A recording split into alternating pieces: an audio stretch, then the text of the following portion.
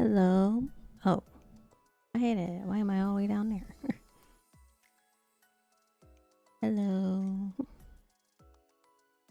How are you guys doing today? Where's Club? Where is he?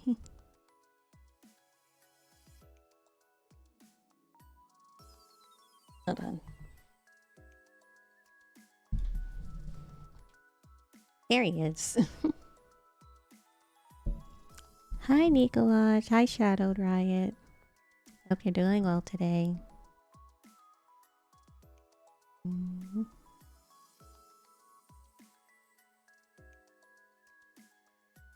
Hold on.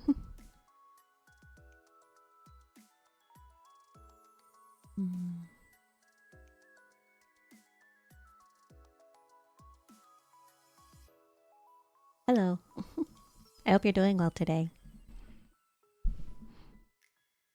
Well, today's gonna be our ReactVana stream since I didn't do my ReactVana stream yesterday. But what's up with my tracking? What the heck? Hello?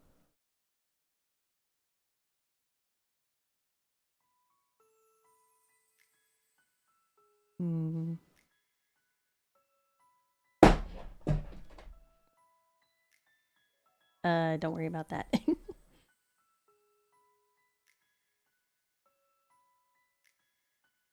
Head pats? Sorry. I think stuff broke.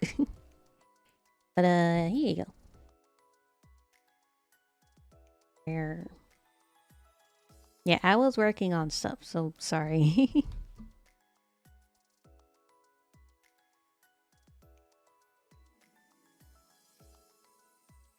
What are we watching today?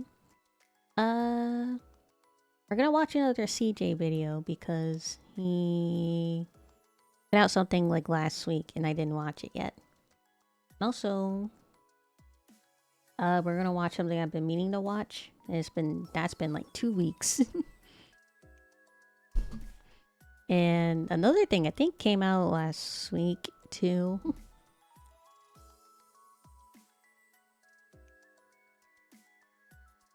Let me see. Gonna open. Stop. Don't play it.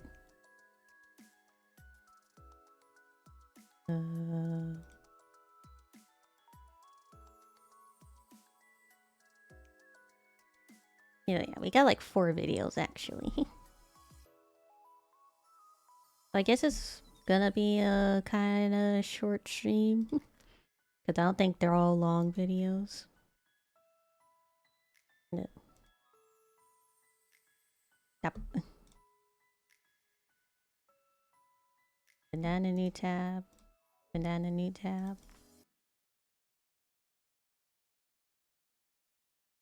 And...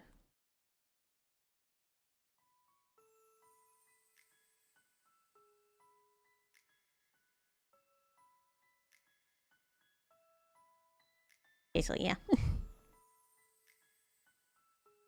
We're gonna start with the shortest video first.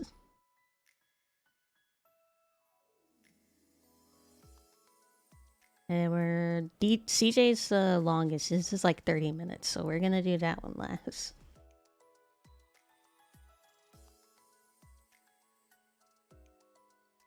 Checking to make sure there aren't any other videos I need to react to.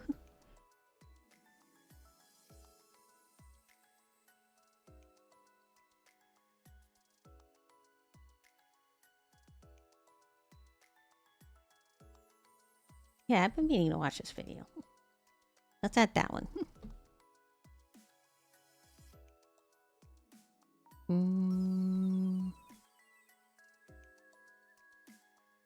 Muujin put out a video? I don't remember. Let me see.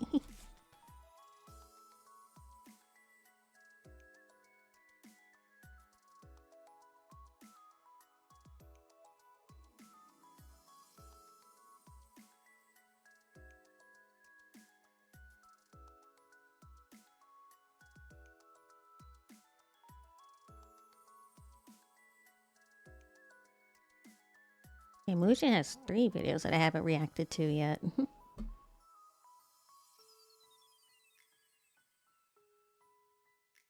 Right. I've expanded from the 3 to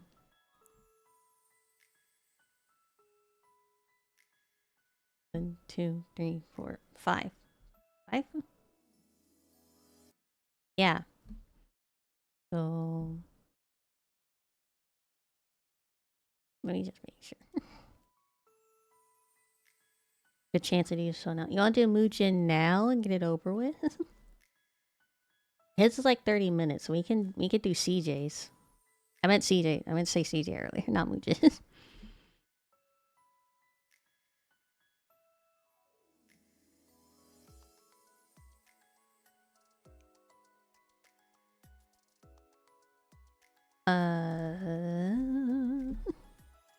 I think that's it. Yeah, we got like 8 videos to react to today, which I think is pretty good.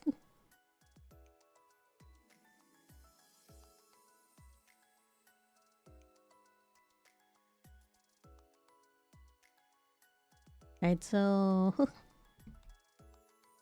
yeah, his is up front in my line anyway, so let's just watch CJ's first.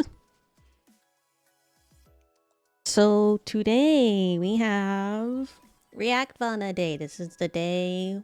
This is gonna be a regular on my streams now. We're just gonna dedicate a day to just watching videos, just hanging out, and just, you know, chilling out, and just, you know, watch silly, stupid videos or videos that have been trending recently and things like that. I want to make this a regular on my stream. It might not always be Fridays, because I did want to plan it to like always be Fridays, so that if there are any videos that happen during the week, then that gives me some time to like bookmark it and then just save it till Friday that week, you know. But yep. It was supposed to be yesterday, but I had OBS trouble. You can kind of still see I still have some OBS trouble because the channel points weren't working. I got a lot of stuff going on. I'm sorry. I apologize that the channel points aren't working. I'm gonna get them back up next stream. Let's see. I make this my reaction. Where's my reaction scene?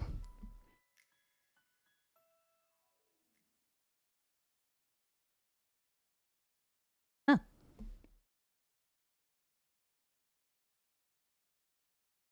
hold on. There you go.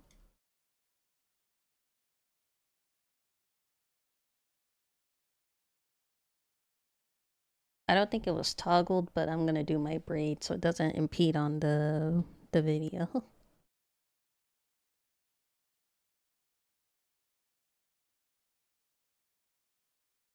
I need to get like a dedicated reaction stream because I keep changing it.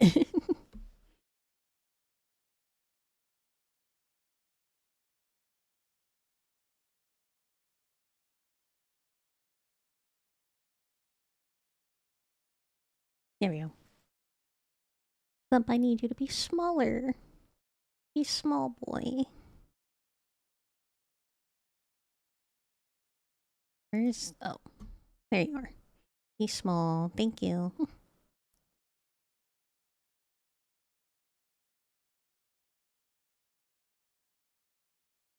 Alright. Not alright. The thing's not even on. There we go.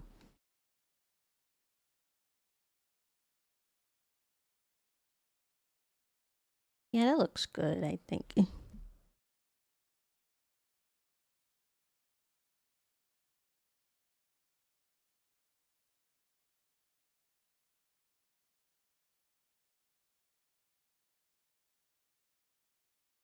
Alright, so today we are watching... Hello. They're down in YouTube. This is our next CJ video that we're reacting to. He uploaded this 7 days ago, a week ago. the most disrespectful moments in anime history. I don't know if I watched all of the previous disrespectful moments in anime history from him. I know I watched most of them.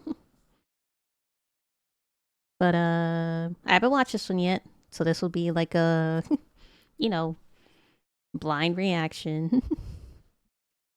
If you want to see more of my CJ reacts, like, comment, subscribe. I also got a playlist of my other previous CJ reactions in the description.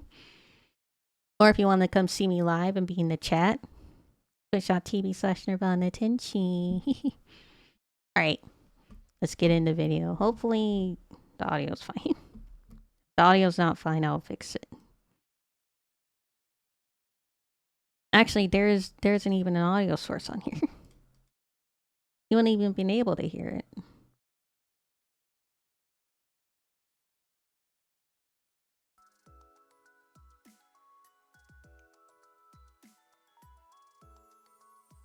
Audio.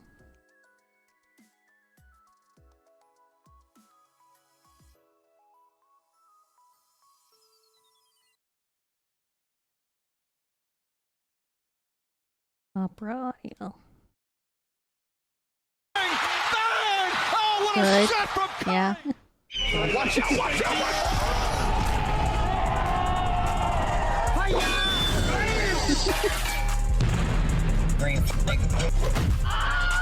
Seems to be the sports today, it looks like. Ladies and gentlemen, this is getting hard to watch. If you are tuning in with us right now, we are witnessing a live public execution. Oh, good God almighty, somebody stop the fight! Damn down! Alrighty, ladies and gentlemen, finally, after 2 long years, welcome back to the most disrespectful moments in anime history. I didn't realize it was that long. I've not done that intro in a very long time. But anyways, man, welcome back. I finally decided to say f it and revive this series from the brink of death. Because, damn, it's really been 2 years. Not gonna lie, I kind of forgot about it. But anyways, on this episode, however, though, we're gonna be doing things a little different. Because this rendition is the most disrespectful moments in sports anime. Yes, sir. I'm talking basketball. 6'6" just leaping from the free throw line. Soccer. And yeah, I already know I done pissed off a bunch of European niggas saying that. It's called football. Blah, blah, blah. What the f is a kilometer, nigga?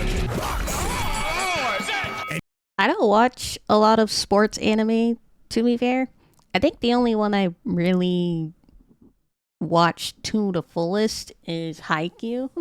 That's because I was playing volleyball at the time it was airing. Like I could probably learn some anime moves while I'm playing volleyball. Me and my dumbass self. But I did watch Kuroko Basket, not while it was airing. I think it was on Netflix, and then I watched it. And then I did read the iShield 21 manga, which if I remember right, I think I liked it a lot. I don't know if I ever finished it though. But yeah, I do know there is a lot of sports anime. I did not watch all of the sports anime. I only know a handful from me. And even the greatest sport of all time, golf. It is a nice, beautiful sunny day at this round of the PGA. I didn't even know there was a golf anime until I saw that clip.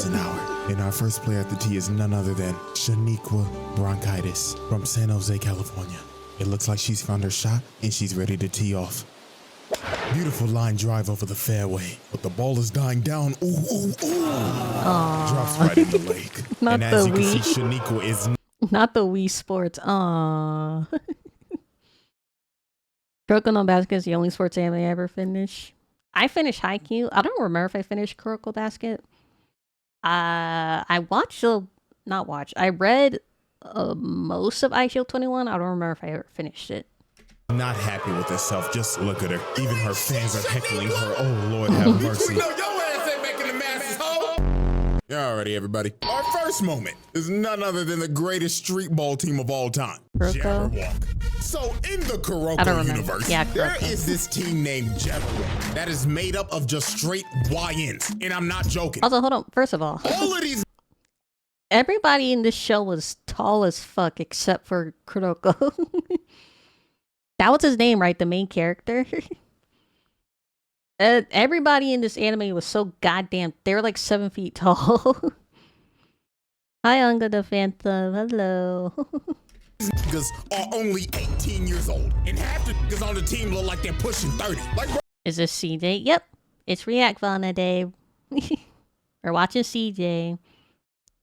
you can't tell me that bald nigga ain't Shaq. And that Not just team CJ, leader watching is other dead videos ass too. named Nash. This is a what-if version if Steve Nash was a YN. This motherfucker tatted up and everything. I know they gave him the pass, and he probably be. Also, hold on.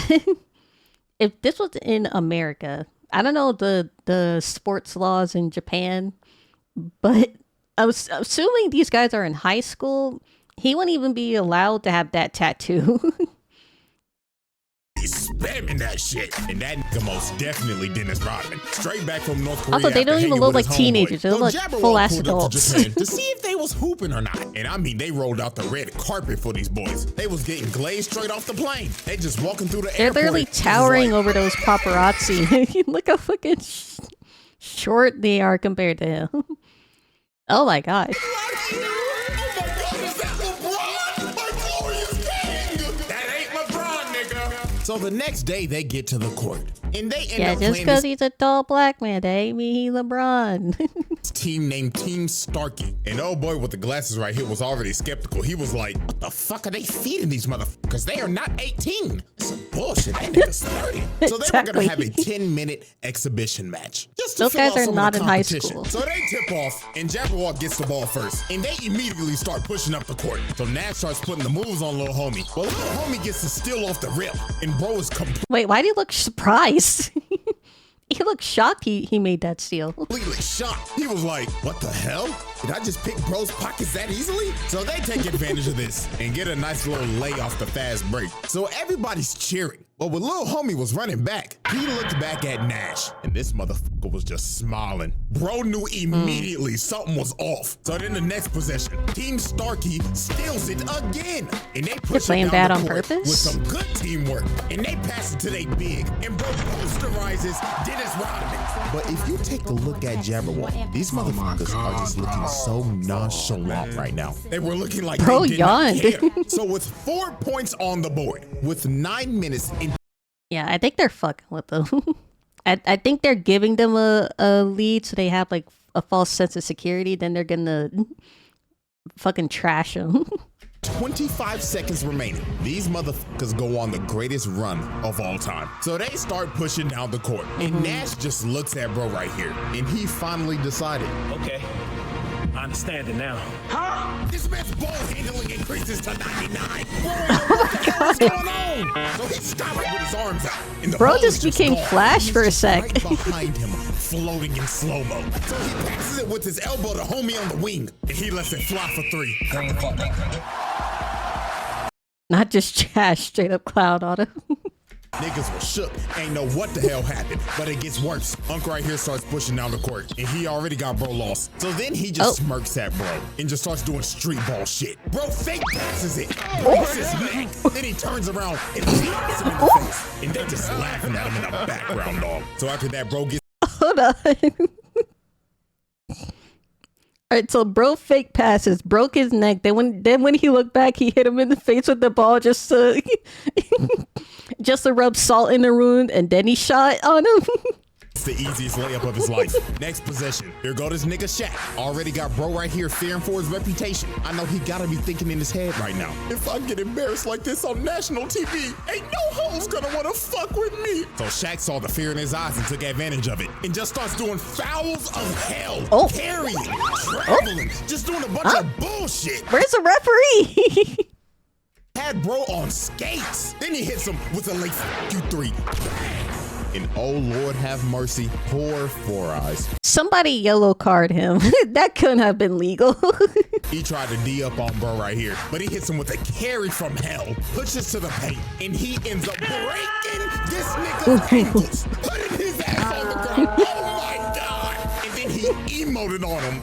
Oh my God. Not the emo. Put the fries in the bag, dog. Not his own wind. He didn't just manifest his own win on him, did he? never lace up your shoes again. And he sticks out his tongue and says, "Fuck it, I'll throw it up again." Green fuck, nigga. Big Mac. And they started embarrassing them for the most brutal 4 quarters ever seen. Niggas was They're watching just this and taunting was on just him. disgusted. So then on the final play of the game, Nash drives into the paint with his elite ball handling, throws up the alley to homeboy, and bro right here makes the crucial mistake don't do of it. jumping Don't, with no. him. And for that, I would like to have a moment of silence real quick. Thank you. Watch out, watch out.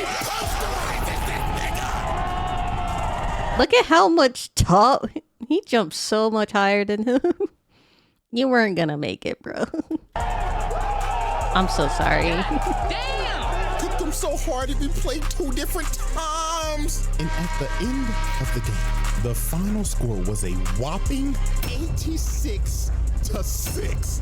Absolutely disgusting. Team Sparky 86. scored once after they scored 4 straight before Jabberwock locked in. Oh my God, never pick up the ball ever again. Oh Leave my the God. game before it leaves you. So after the game, the team captain comes up to shake Nash's hand and he's like, "GG, bro." But Nash dead stares bro in the face. He'd look at him like he's like a piece of gum on the ground. Like he's not even worked this tie. Show some sportsmanship, man. And guess what he does? Ugh.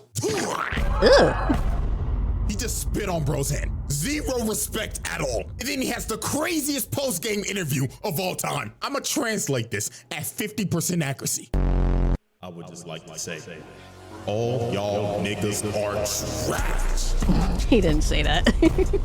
Like, really, is this the best y'all got to offer? Get the fuck off of my court. Y'all called us to fly all the way out here on that 18-hour long ass flight just to be fucking hot dog shit. You wasted our fucking time. None of y'all niggas. If that was me, I'm fine. I'm fucking slapping him. I don't fucking care how much. Bro's like 7 feet. I'm 5 foot.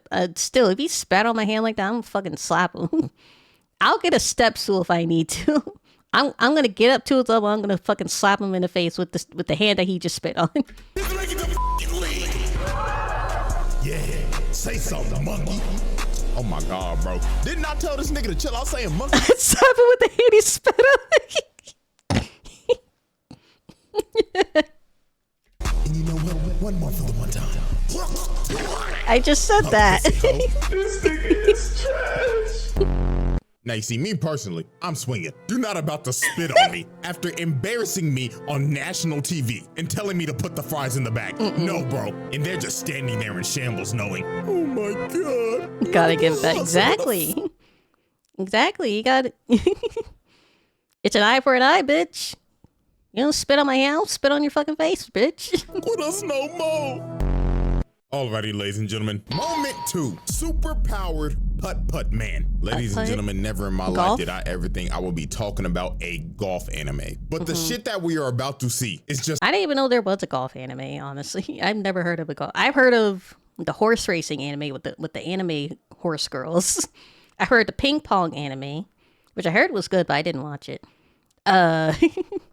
Batman, I think. I heard of a Batman. I never even fucking heard of a golf anime. This is my first time hearing about it. just absolutely absurd. So I found this anime called Rising Impact. And how I even found this in the first place, I was scrolling on my reels and I saw this midget, a 4-foot tall child, bleeding from the forehead, looking locked the fuck in over some damn golf. And this Why little is he nigga bleeding? swung his body and boom that bitch. He drove the ball so hard, the ball ricocheted and broke the flag, leading to him getting a hole-in-one. How did he hit it so hard that he broke the metal flag? From like 200 yards out. That is 2 football fields, nigga. I mean, dog, look at the ball. Someone's got to... Okay, and he destroyed the ball?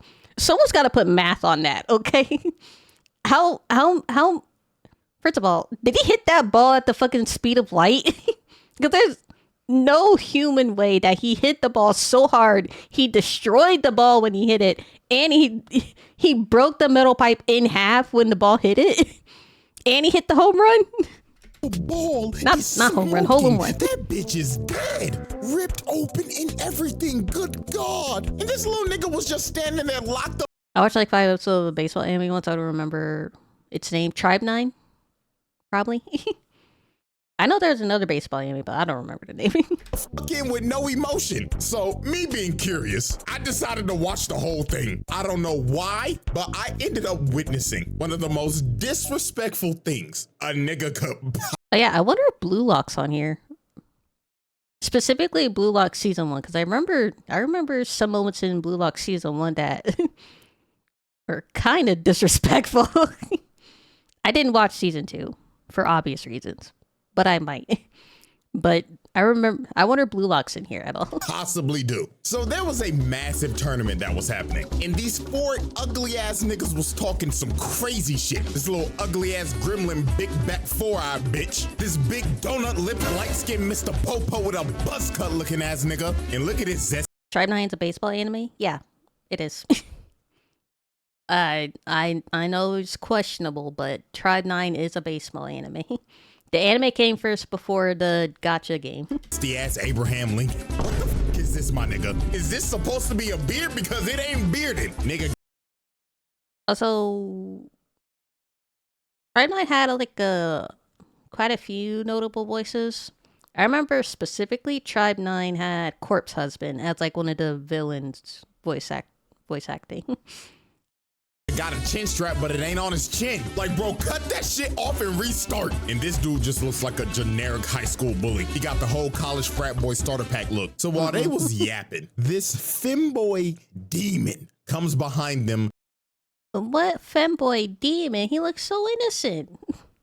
Named Lancelot. And you already know he on that elegant shit. Right, He of talking course his like, name's judging by Lancelot. your loud voices, you lot must be the Americans, yeah? So this overzealous, big-backed gremlin told this man, hey, oh, so you want to talk shit, huh? So why don't you play around the Found the name. It was something we called Ace of the Diamond. Didn't finish it. I know the name. I didn't watch it. golf with us? So Donut Lips and the frat boy was like, yeah, let's shit on him. So Lancelot accepts their challenge with the smile on his face like, oh yes, it would. Also, it's not fair to call Tribe 9 a baseball, because baseball is like one of the main parts, but it's more like a fantasy mystery than baseball. Baseball is just like how they did their fights. So it's not like, realistic baseball anime. It's like fantasy baseball anime.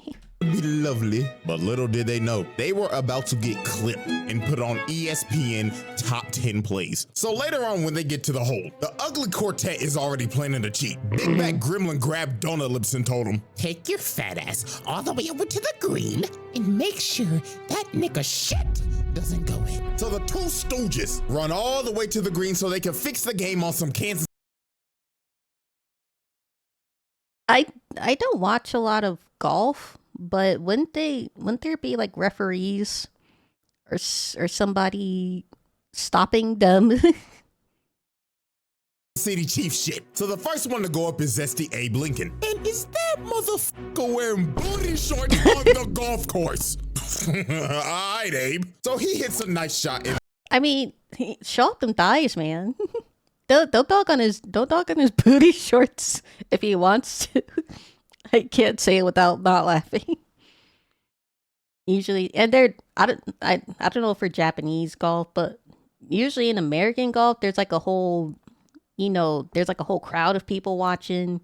There's cameras. There's, the announcers watching the game. So there would be people actively seeing them trying to rig the game. Lands on the green in the first hit. So Big Back Gremlin is up next, and you already know she started yapping. Oh my gosh, I guess it's my turn. My calculations is I'm gonna hit the green on the first hit. Also, wait. Again, I don't watch golf. Are there usually teams versus a solo player? First of all, are there teams in golf in the first place? No. I know teams versus single player is not a real thing, but are there groups in golf? Like is there like the diamond aces versus the the Spade Sparrows team. Because I know they're single. It's a solo sport? Okay. I was about to say, I must have gone crazy because I don't remember ever seeing sports in golf. Or like group sports in golf. Man, please shut the fuck up and hit the ball, yeah.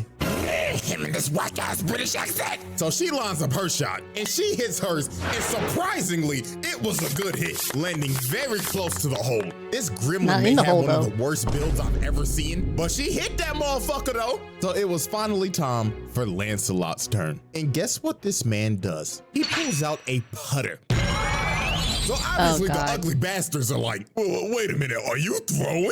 Yeah, I don't know, but it Hold on. First of all, I would be terrified if I was in their situation, because putter's mostly just for when you're close to the goal, right? like when you're in the green zone and you need to do like a quick little gentle tap into the hole, right? It's the drive where you have to go all the way out to hit further, right? It's for controlled. I'm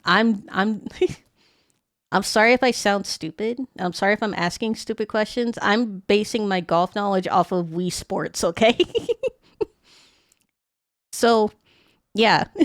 It's the drive where you do your long shots from the beginning. If I see someone pull out a putter at the beginning, I'm shitting my pants. I'm pissing, I'm shitting, I'm throwing up, and I'm calling it off. I'm forfeiting.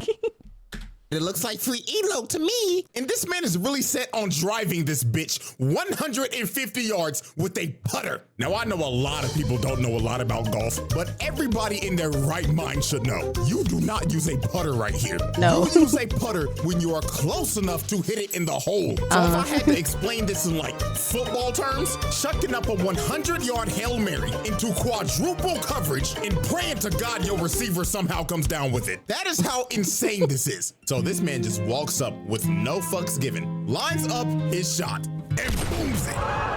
is this nigga serious? He probably broke his fucking 150 putter. yards with the putter. And when it landed, it damn near was a hole in one, literally inches off. So the two stooges saw this, and these evil conniving motherfuckers looked at each other and said, I think I'm about to steal. So when Lancelot and them walked up to the hole, you don't even see his ball no more because they moved it. Over they moved here. it all the way to the top of this hill to give him the hardest shot humanly possible. And he knows they cheated. He was thinking in his head like, fucking idiotic lot, yeah. I can clearly see that dirty ass size 13 ass feet all over the green, yeah.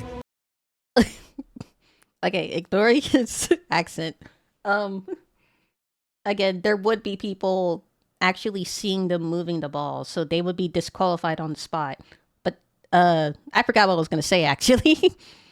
Yeah, also hold up. Wouldn't you also see like a visible mark on the ground where the ball hit? If he hit it that hard with the putter? So Lancelot decides, you know what? I'm not even gonna argue with them. I'm just gonna shit on them so hard they're gonna quit this fucking sport. So he activates Imagine cheating and still getting your ass beat. his superpowers. Wait, I remember a question. Isn't it like the person who hit closest to the hole goes first? Right? Like if your ball landed closer to the hole, don't you go first even though you hit at the beginning last? Is that how that works? If you're the furthest Wait, so they fucked themselves over anyway. Cause he was the closest. Hold on. I think their stupidity is breaking my brain. Why would they actively make him go first and put him further away from everybody? And he gets to go first. What? Oh my god. I think my brain's breaking at their stupidity. Because, you know, anime loves to give niggas superpowers in sports. And he turns the putter sideways and hits it. So with their feeble brains, they're thinking, oh yeah, he hit the ball too hard. Fucking dumbass. So the ball just completely misses the cup. But he hit this ball with so much backspin on it. It rolls back into the cup and he I don't know physics, but that doesn't seem right. Thinks it, and the whole ugly quartet was shook. They didn't know what the hell they just witnessed. And he started talking mad crazy, saying, "What's wrong with you?" I don't. That doesn't seem right. that don't. I know it's an anime. It's not based on real golf, but that don't seem right. Lord, yeah. Hurry the fuck up and hit your shot, you big back midget gremlin bitch, yeah. So old girl lines up her shot, thinking. Wait, hold on. He had to get that enough force to, one, overshot it, and two, make it spin fast enough for it to then redirect and go into the shot.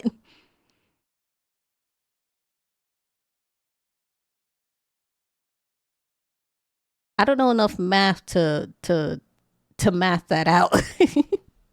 Yeah, this is just gonna be an easy putt. But that's a lot of math. At the moment she hits it, that's the Abe Lincoln notices. Wait, don't do it! Because the hole was surrounded by a skid mark, completely blocking her ball. The backspin on that ball was so hard, he quite literally burnt the grass. Wait.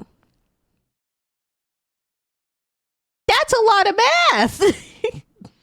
How much force is that oh my god. Oh my god. How much force is that his ball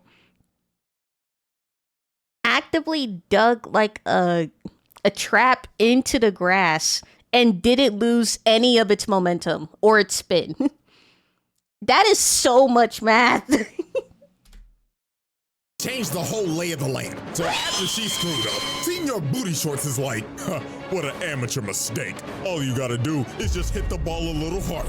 So Abe Lincoln puts his, thinking that his has enough strength, but his ball just gets completely stopped and rolls over to the side. And this man is in complete shock. So he goes over to see the ball, and he ends up realizing this man just didn't burn the grass. He made a World War I trench to completely jail them from making the hole. So they had no chance. He's just looking at him like, are you locked down to play some more yet? Or are you gonna be some pussies and leave? And well, they decided to be pussy and leave because they was not about to play this nigga again. He beat them so bad. They decided to put the clubs down and put the fries in the bag.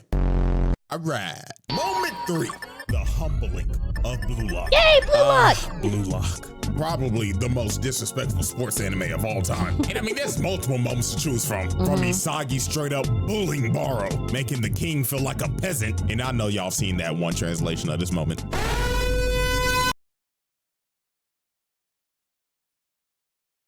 I'm telling you, not get in our way, you...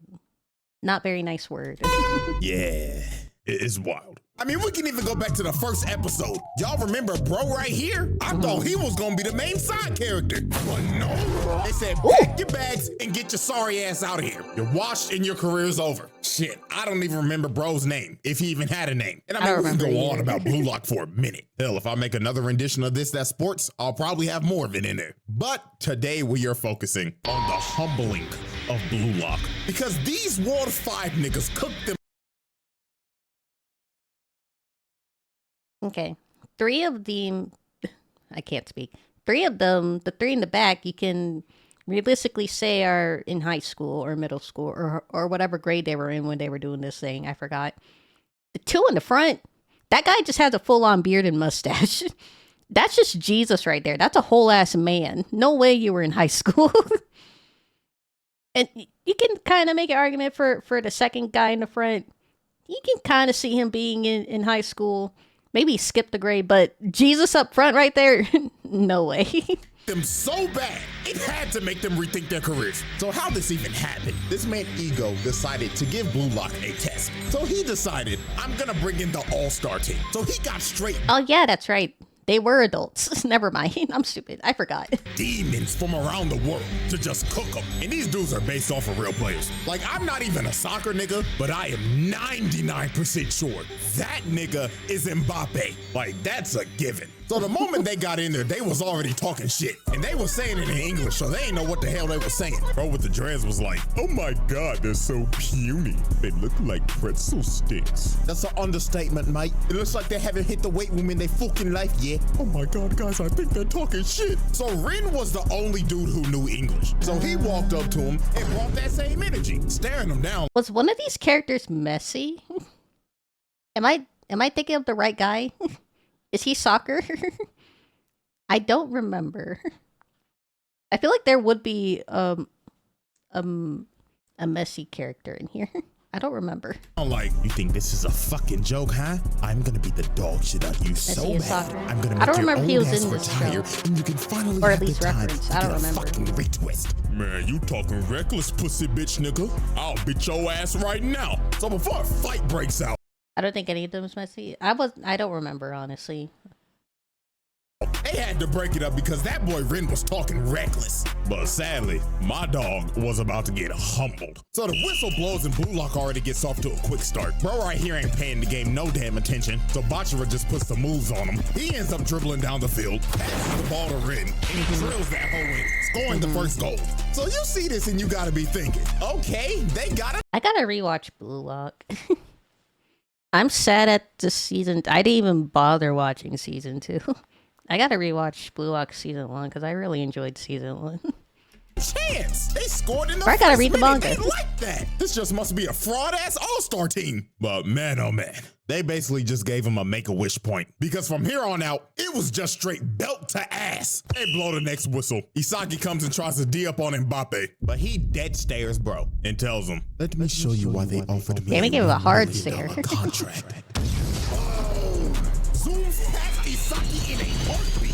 He didn't even know what happened. It was too fast. And he just cut through their whole defense. So then here comes Mr. Hero Ball Rin talking like, your route's too obvious. But Mbappe looked at dog and said, you have good reads, but I'm too fast for you, nigga. Zooms past Rin and passes it into the goal. These boys, they know what the hell just happened. And after he scored, he was like, all right, guys, let's hurry up and hit the showers. I smell like shit because I'm surrounded by shitty players. And the humbling did not stop here. This man Rin was like, man, just give me the fucking ball. So the next possession, they give Rin the ball just to get immediately clamped by Mbappe. And bro right here just comes and snaps. And he stole his ball. Just easy pickings. So he passes it to little homie right here. His eyes start moving like a Sharingan, and he kicks it straight through Isagi and Bachira down the field, all the way down to the dreadhead. He just fully suckers Zarbon, and while Tokimitsu was trying to run to get to the ball, he just gets pushed to the side and just scores with ease. And the rest was history. Oh wait, I remember. Hold on. Wasn't this guy like basically if I remember right, this character was he was like a wall. Like you can't move him. Like if you tried to like stop him, you just get hit with a wall, if I remember right. So the fact that he just got so easily knocked over by the guy, I was like, oh my gosh. Ball just gets pushed to the side. It just scores with ease. And the rest was history. They just bullied these boys for however long this game went on for. Just goal after goal. This was basically like the main roster just shitting on the practice squad or something. So then on the last play of the game, Rin tried to lock in on this dude named Leonardo Luna. But he lost this exchange the moment bro started talking. Dude said, oh, you're Rin Itoshi. Your size brother, aren't you? And you know your brother's a dog, right? Can't say the same about his little brother, though. So after discouraging this man and comparing him to his brother, he makes a force field and moved his feet so fast he made a vortex. Dude had Rin lost. And the moment he tried to move, he read him like a book. He kicked the ball right through his legs. And then he just said one of the most wild lines ever. This man says in my exact words, if you open your legs that easily, people are gonna think you're a loose guy. Ooh. The disrespect. Like, yo, what? What even makes you think of that? You know what, dog? I'm just not even gonna question it. He kicks it in easily. GG easy. Game over. He basically They just called beat him a these boys slut. 1-5. And they didn't even shake no hands. They went straight to the locker room. Alrighty, ladies and gentlemen, we have reached our final moment, or to be more real with you, moments, because the rest of the moments in this video are all done by one singular man, and he is none other than the most disrespectful man in sports anime, the Snow Bunny mind-controlled demon, Brian Hawk. This is one of the most unhinged anime characters I have ever laid my eye. Oh, it's from that boxing anime. I'm gonna get dissed in a different language. I'll be honest, Chet. You're probably gonna hate me. I never watched this anime. I thought about watching it multiple times, but I just never did. Eyes on. Like, this dude is clinically insane. Now, if you don't know what anime this is Hajime no Ippo, one of the greatest sports animes of all time. And Brian Hawk is the WBC junior middleweight champion with a record of 20-0. 17 of those wins coming by KO. Now, to understand why this man is so unhinged, we have to know the backstory. So Brian Hawk is from New York, and he had a pretty troubled life. So one fateful night, bro was on the run from a dude that was holding him up at gunpoint. So when he was about to get his brains blown out, something snapped in him. The demons in his head came out, and he beat the shit out of the dude that was holding him up at gunpoint. And it was brutal. He kept on pummeling his unconscious body until he was satisfied. So while he was beating this man in a dark alley, a world-famous boxing trainer named Miguel Zell was watching this, and he was completely shocked. So he walked up to try to stop Brian, but he literally couldn't. Brian was about to kill this man. But while observing this, bro should have just left. Oh, he's from New York now. Now I understand why he's so in it. I don't. There's something about New York just creates the craziest people. New York and Florida. Unhinged man, the coach had a revelation because he realized this dude just beat the ever-living crap out of a guy that held him up at gunpoint. This isn't your run-of-the-mill crackhead. This is a potential world champion. So I don't know why if I see someone beating somebody up and that somebody was holding him up at gunpoint, I wouldn't try to recruit him in boxing. I'd leave and call the police. New Yorkers, am I right? So the coach told him, come with me. I'll take you to a place where you could beat people legally, and you could have all the money, power, and woman you want. And Brian accepted his deal. And from that fateful night, the fact that Brian was mentally sound enough and not insane to even hear and consider and accept that offer, kind of scary. While he was beating somebody up who was previously holding them at gunpoint. The rest was history. This man was so naturally gifted at fighting, it was insane, knocking out damn near every opponent he was in the ring with. And he ended up becoming a world champion with little to no training. So now that we have the backstory, let's get into the antics. First up was his first confrontation with Takamura. This man Takamura was having the fight of his life, hanging on to his last breath. And he looks over at ringside, and this motherfucker Brian Hawk is just sitting there watching him get his ass whooped with some bitches. So Takamura got pissed off and wanted to make a statement in front of the champion. So he knocks the dude out that he's fighting through the ring, and he ends up landing right in front of him. So while Takamura is just mogging him while he's just sitting there, Bro was trying to aura farm in front of the world champion. Brian Hawk decides to stand up and clap. And it seems like he was entertained and intrigued to fight Takamura. So after the match in the locker room, while Takamura's doing a meeting with the press, Brian Hawk comes to his locker room. So you gotta be thinking, oh, he's just here to congratulate him and show respect for the person that's gonna come up and fight him. Normally, in normal instances, yes, but from what I'm told, this guy's insane, so I don't think that's gonna happen. But my God, what this man says lights the whole room on fire. So he tells his translator to tell him, Mr. Hawk says he would like to shake the hand of his next opponent and acknowledge his fight. But then he tells the translator something else, and he is completely shook. He is thinking in his head, ain't no way this nigga wants me to say this shit. But Brian insisted. He said, say it, nigga. Mr. Hawk did not come to Japan to see your fight. He came to Japan to indulge in our women. He wasn't even interested in the fight. He just wanted some bitches. Like, bro, what? This man only came to Japan to get with women. This is a sick nigga. And then he starts laughing at Takamura like, come on, Takamura. Wait, hold on. He's a passport bro. He only visits countries not because he's fighting in the next fight for boxing or whatever, but because he's a hoe.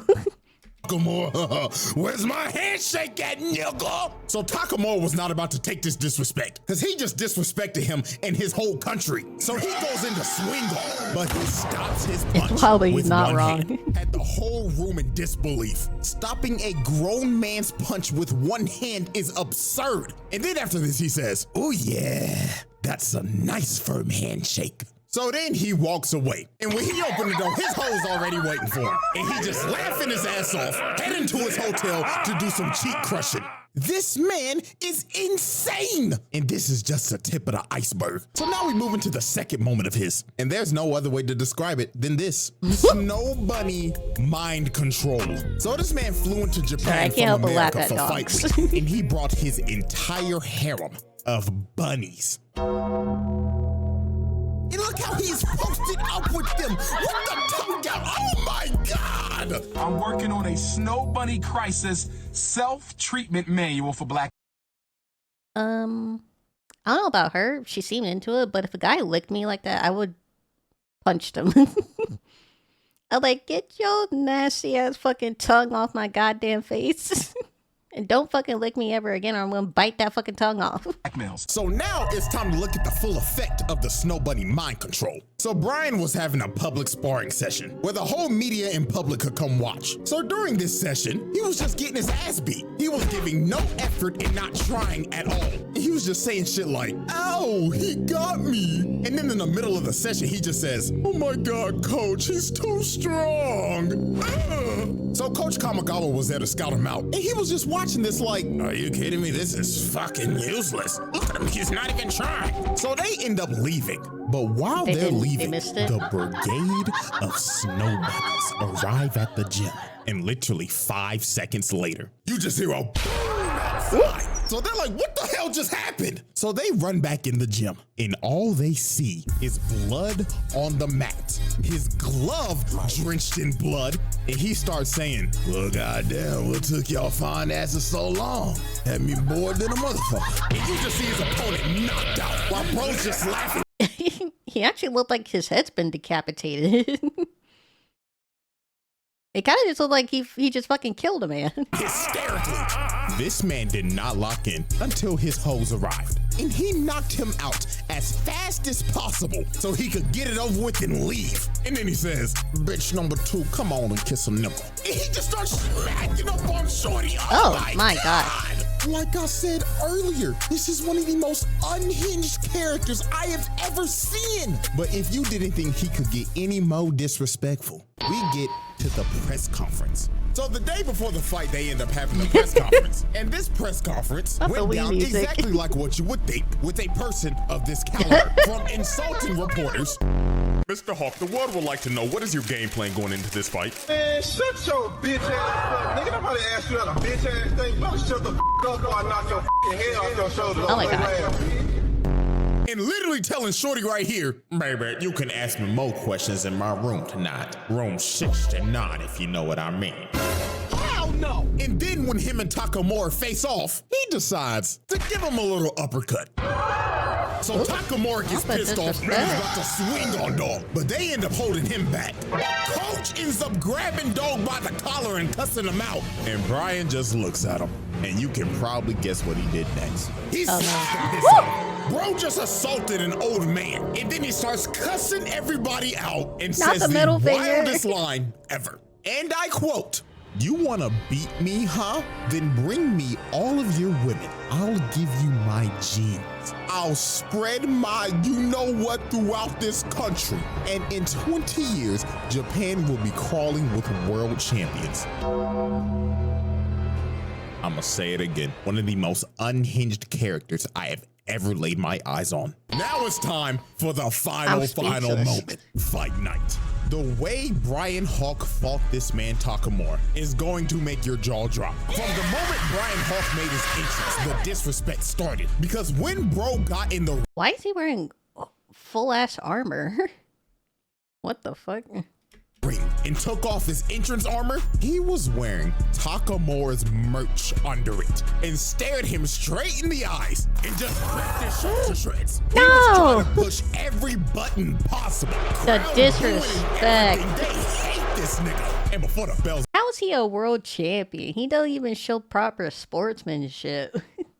about to ring, just look at him, just staring him down with his tongue out. Bro, what is he doing? I remember multiple people basically said that this dude is basically Kid Buu if he was a boxer, and they are completely right, because this is dead ass how he would act. So the bell rings, and both of them just start squaring each other up. But Brian ends up dropping his shoulders to taunt him to make him throw the first punch. So Takamura says, and he starts throwing hands, already pushing. Hold on, can we go back?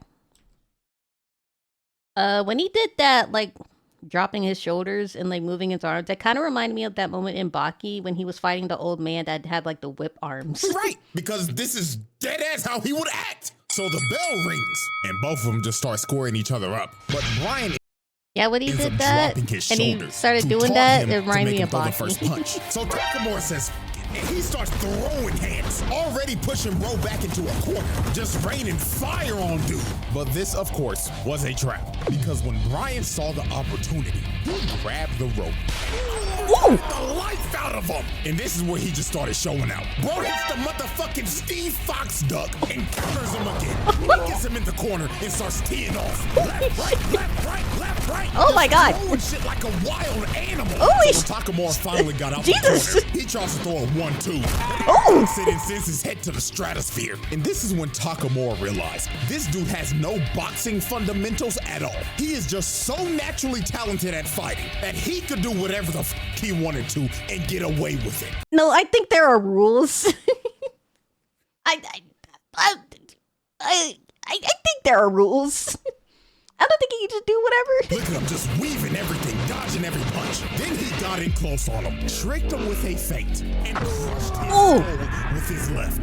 Takamura was out cold on his feet. So Brian was coming in to finish the job, but Takamura gets saved by the bell. So Brian stops right in front of him. So right when Takamura regains consciousness, he sees this man staring in his face with his tongue out, looking like a wild animal. And just from this interaction, you knew how the rest of this fight was gonna go down. Every round, this nigga was doing some more crazy shit. Bro was leaning back, throwing haymakers. Like, what the?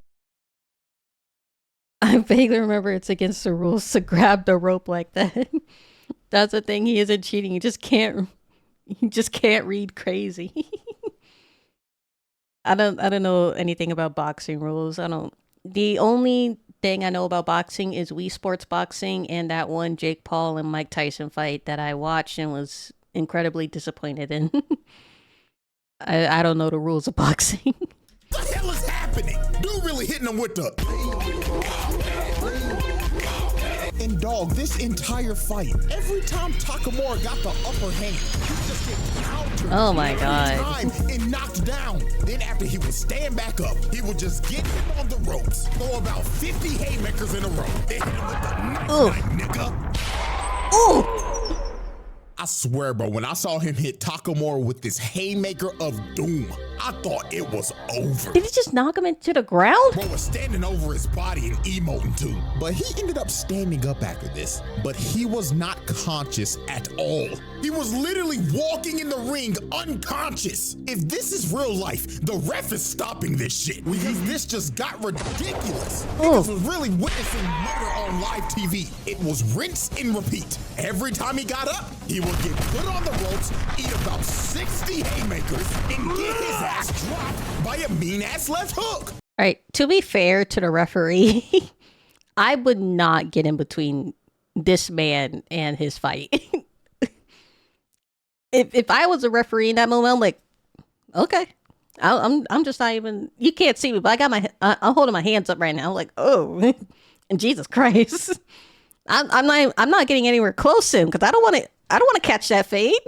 It was ridiculous. But alas, y'all know how animes be. This man Takamura got revived by the power of plot. Had one of the most devious lock-in moments of all time. And started beating every single bit of life bro had left in him. This is one of the craziest comebacks of A rock and a hard place. Aw, nah.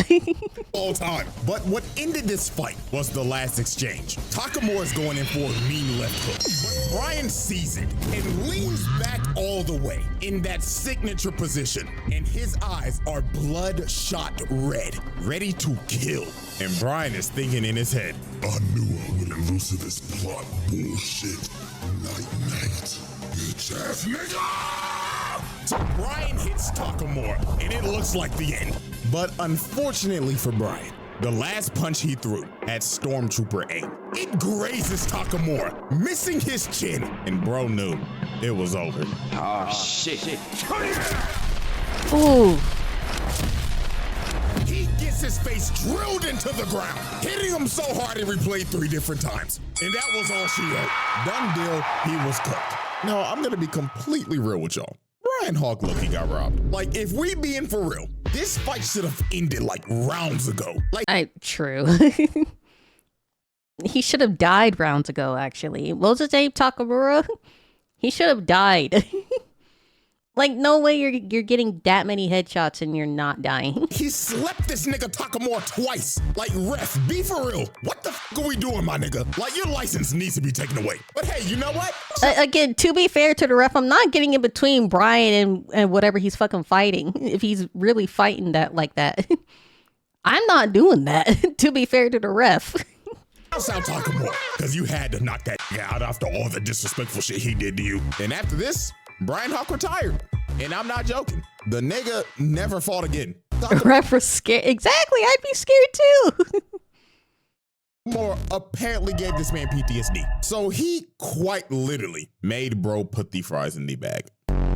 And ladies and gentlemen, that is all she wrote for the most disrespectful moments in anime history. 9. Holy, the 2-year hiatus is over. I brought this shit back before GTA 6. Wow. So I hope y'all enjoy, man. And hey, if y'all fuck with it and y'all like it and shit, then I'll just go ahead and bring the series back full time. And I know there are more sports moments, so yes, we will run it back in the future. But until then, see y'all very soon.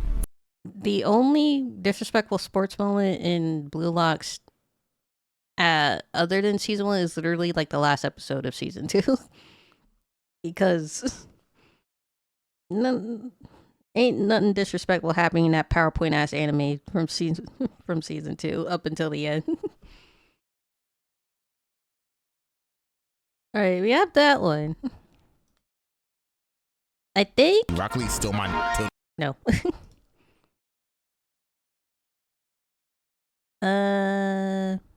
There's still quite a few I didn't watch. I mainly didn't watch them because I already knew the character and I was waiting to see if he was going to do characters I didn't know. Someone recommended Ryuga. It looks like I already did watch Ryuga, but I honestly don't remember. I guess 2? I didn't even...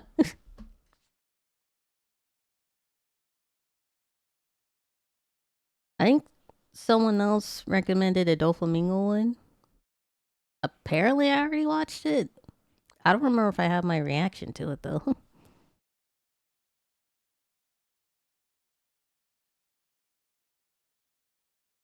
We already know Sukuna Mahito. We know Toji, obviously.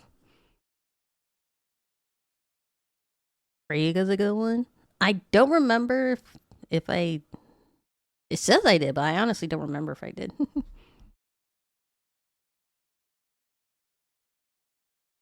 You can watch the Ryuga one. Since I honestly don't remember if I honestly don't remember.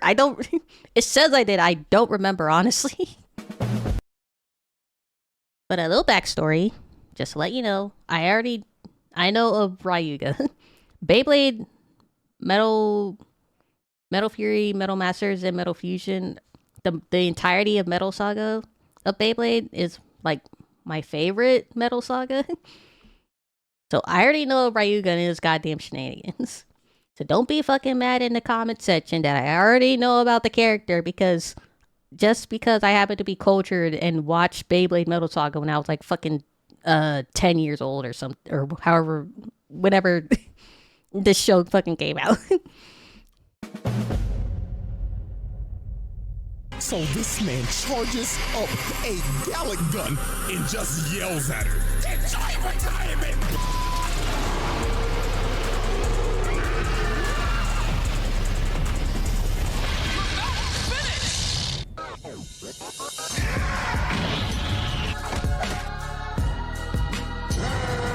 I have been a while since he done that Alrighty, intro, did ladies he? and gentlemen, welcome back to the round table and our first trial of 2024. And with this being the first This trial was a of the year year, ago. we might as well start it off with a I don't remember. fucking legend. So let's go ahead and get this started. Coming in around 5'8", weighing about 150 pounds of pure violence, ignorance, and destruction. He is the wielder of the Forbidden Bay, El Drago, and made us realize that Beyblade was that serious. One of the greatest menaces to ever do it, Ryuga. Well, y'all already know we got the evidence on.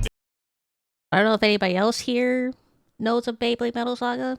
Ryuga is my favorite character in Beyblade Metal Saga. And I would even say he's probably one of my favorite villain to anti-hero kind of characters. I love Ryuga so much. I think in my Animal Crossing Island, I have Ryuga as my flag. As my Animal Crossing New Horizons flag. Because I love him so much. I still remember all of his crazy moments in my head. It's been like years since I watched the Metal Saga. The ranking system is ready to tally, and he will be ranked in our new leaderboard system in our 2024 update. Yes, I know your eyes do not deceive you. The round table now has patch notes. So without further It's been a long time since I've seen the Metal Saga. I want to rewatch it. I would love to rewatch it. I don't think it's on Netflix anymore, because when I watched it, all 3 sagas were on Netflix at the time, and I just binged that whole thing. But I think Netflix only has, like, the newer Beyblade and, like, Wheels or whatever the fuck. Netflix doesn't know true peak when it sees it. ado, Exhibit A! Lightning El Drago, the forbidden bay that feeds off of pure negativity such as fear, hatred, anger, and greed. Now, some of you are probably wondering, well, CJ, how significant can this spinning top be? The lore in Beyblade goes so hard for literally no reason. Especially in the Metal Saga. Because Metal Saga... I forget the names in order, but the last season just had like a massive lore dump about the Beyblades that it came from like a goddamn comet, and it's basically the Beyblades were basically aliens, if I remember right. It's crazy. Well, what if I told you that the Roman Empire was built off the back of this bitch? Oh, and I'm not done. This has destroyed civilizations. You see, the show doesn't tell you this, but if you really think about it, the prominent leaders that have probably used this bay in the past include Julius Caesar, Genghis Khan, Cleopatra, nigga, Napoleon probably used this bitch. And then here's some of y'all probably go, well, CJ, no way these world leaders could have been in this universe. Okay. Why is Moses here? Why is Moses here? Check. Splitting the Red Sea with a Beyblade? Beyblades are so significant in this show. It wasn't just like a stupid card game like Yu-Gi-Oh! The Beyblades were literally changing the world, influencing history. It's insane. Checkmate, nigga. This bay was so demonic they had to lock it away in the sacred bay village so nobody could ever touch it again. Until the Dragon Emperor pulled up and stole it. And right off the bat, ladies and gentlemen, we're already getting into Ryuga's first charges. Breaking and entering and grand larceny. This man... Also, I'm just letting you know, I'm pretty sure CJ's only going through what he did in the anime. Manga Ryuga is fucking insane. Manga Ryuga is a menace and truly crazy. If you have ever read the Beyblade Metal Saga manga, you know Ryuga's crazy. He was massively dumbed down in the anime. Man pulled up on some Indiana Jones type shit and decided to steal a national treasure with the power of a And even though he was dumbed down, he was still a menace. He was still a menace in the anime. nuclear warhead. And look at him, he like, it's talking to me. Manga Ryuga's a different beast, exactly. You know what I'm talking about. Yes. Yes, I want to be the GOAT. So for Ryuga's first fight, he ends up fighting Jenga's dad. And well, you can't even call this a fight. Broke up in under a minute time. drops, knocked the out, and posterized right in front of his child. Then look at his disrespect. After he knocks him out, he rips off his bandana and just starts cleaning his bae. He just throws it down at him and just starts laughing at him. I should give this man a bonus point just off of that. Straight vile behavior. And they just left this man to die in this boiling hot volcano crater. It's supposed to be a... I'm gonna spoil it. It's been like, what, 10, 20 years since this anime came out? I'm gonna spoil it. Ryuga's dad survived. But if he didn't survive, Ryuga definitely would have caught a body right there. He, like, intentionally left that man to die in that volcano. The whole kid show and Jinga thought his dad was dead. So a couple months pass and Ryuga's been healing in the healing chamber. He was not hesitating in killing people. And Jinga then came to come get his get back. So Ryuga sensed this man's presence and said, I'm pretty sure manga Ryuga has a couple bodies, if I remember right. It smells like bitch in here. And I kid you not, this man blew up the entire building just to make his entrance. Bro made sure to get to the highest point just to make sure he asserted his dominance over Jinga. And Ryuga just started talking immense amounts of shit. He was telling him, hey, Jinga, I got it. Did I just kill your daddy like a month ago?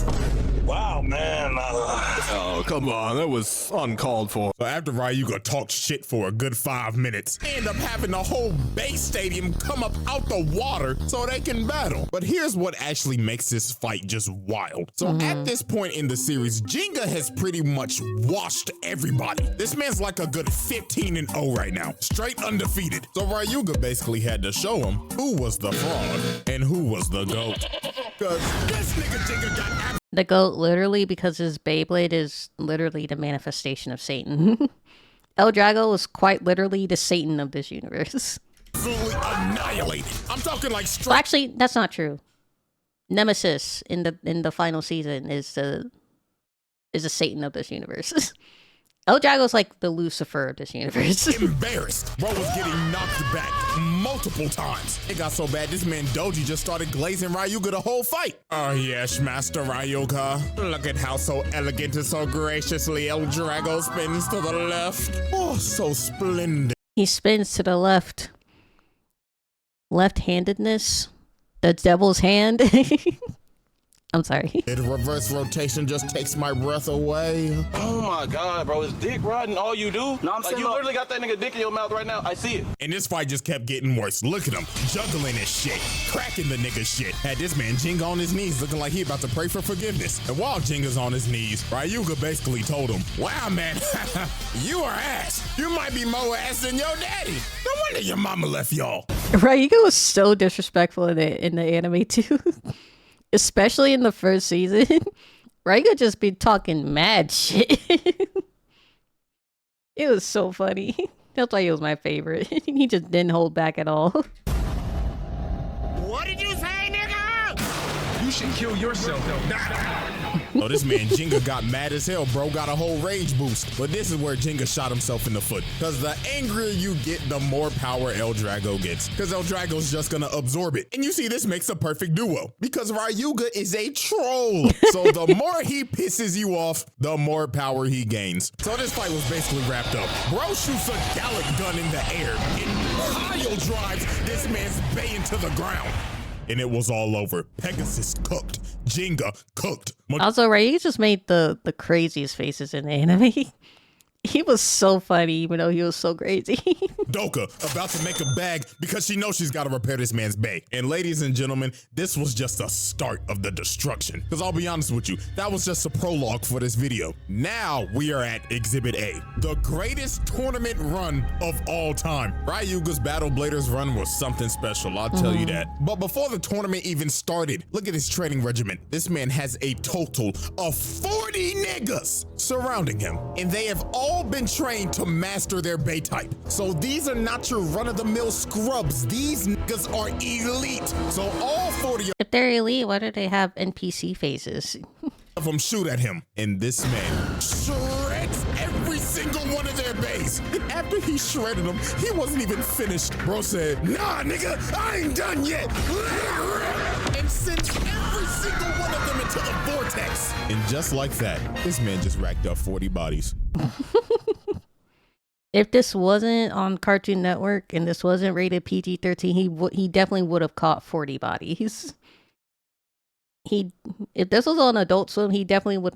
There would be blood everywhere, and he would have over actually 41 bodies, counting Jinka's dad, if he actually did die.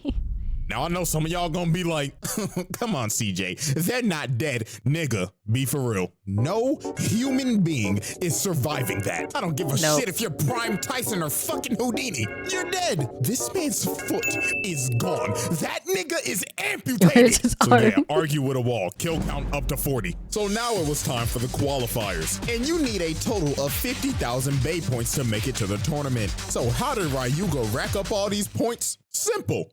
Go on the tear of a century. This man goes to a battle royale with 99 opponents. He pulls up in his chopper, doesn't even get out. And obviously everybody is shook. They don't want to fight the GOAT, so they all decide to team up on him. This man shoots from the chopper in shreds. Yeah, poor Benkei.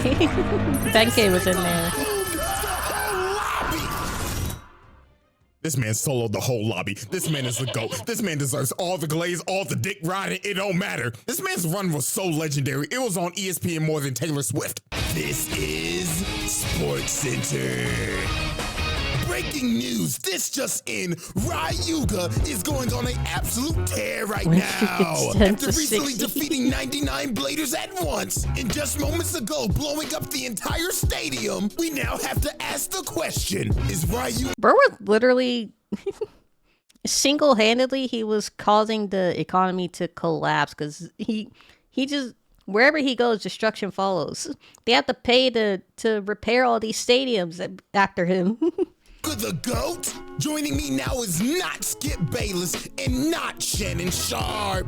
Skip, I'm gonna go ahead and tell you this right now. This man is the GOAT. Oh, Lord, here we go. No, Skip, listen to me. I'm telling you, he's better than Jordan, LeBron, Kareem, Brady, Mahomes, Tyson, Messi. Stop it. He's not that good. I mean, come on. He's using a forbidden bay. And you see, Skip, this is why I can't fucking stand your ass. Because your ass be hating 24-7. Y'all, I'm not even lying to y'all. It got to the point where this man was winning at least 2 tournaments a day. I mean, look at this. These 2 dudes right here are in the semifinals waiting to face Ryuga. Instead of letting them fight to see who was gonna face him, this man came out and said, you know what? That's a waste of time. I might as well fight both of y'all niggas at the same time. At least he's standing on business. At least he's getting shit done. At least he knows how precious his time and energy is. And y'all can already guess how this went. Rutero. Boom. Random nigga with the afro and the scouter on. Boom. They stood no chance. Then he walks up to him at the end of the tournament. I gotta rewatch this. What do you want? Yeah, man, we already lost, bro. Back off. Yeah, y'all are premium trash. Garbage. Straight fucking elephant testicles. So I would like you to join my crew. What the fuck? So now it was finally time for Battle Bladers. And this is how you could tell how locked in Ryuga was. They are having the opening ceremony with everybody out here. He's not even there. This man is nowhere to be seen because he is in the locker room, just sitting in the dark fighting demons. You can tell exactly what he's thinking in his head. Oh yeah, I can't wait to cook these motherfuckers. Oh yeah. So in the first round, Ryuga has to face Hikaru. And well, in all honesty, this is probably the worst violation in the entire series. So Hikaru's walking. If you don't know, Hikaru got beat so bad by Ryuga, she got PTSD. She retired Beyblading, and she became the right hand of the CEO of the Bay company. She straight up, she actually did just straight up put down the bay and grab the fry tray. Now all confident in everything. She really thinking she about to do something. But her confidence was about to sink to the bottom of the ocean. So here comes the announcer literally glazing. Ended her career. Exactly. The GOAT, Ryuga.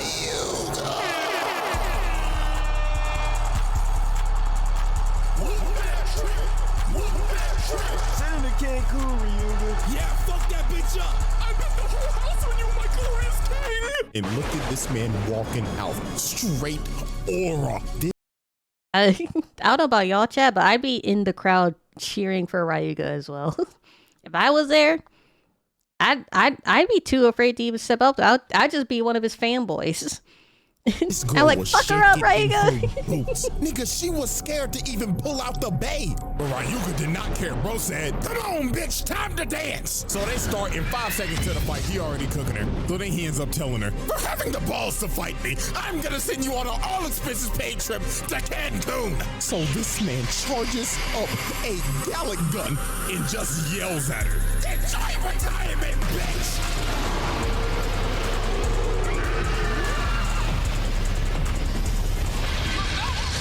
Why is it that he literally had an ult?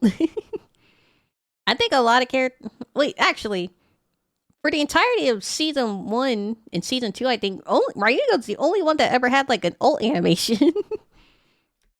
Yeah, we got some stuff to discuss. So let's analyze this situation real quick. This man just blew a hole in the stadium, put this bitch in a coma, and that enjoy retirement line, I wasn't joking. After this fight, Hikaru never picked up a Beyblade ever again. She retired. And what makes this 10 times worse, she made a promise to her sick mother that she would become the best blader in the world. So this man did not just crush her, he crushed her dreams, her spirit, and overall just her mental state.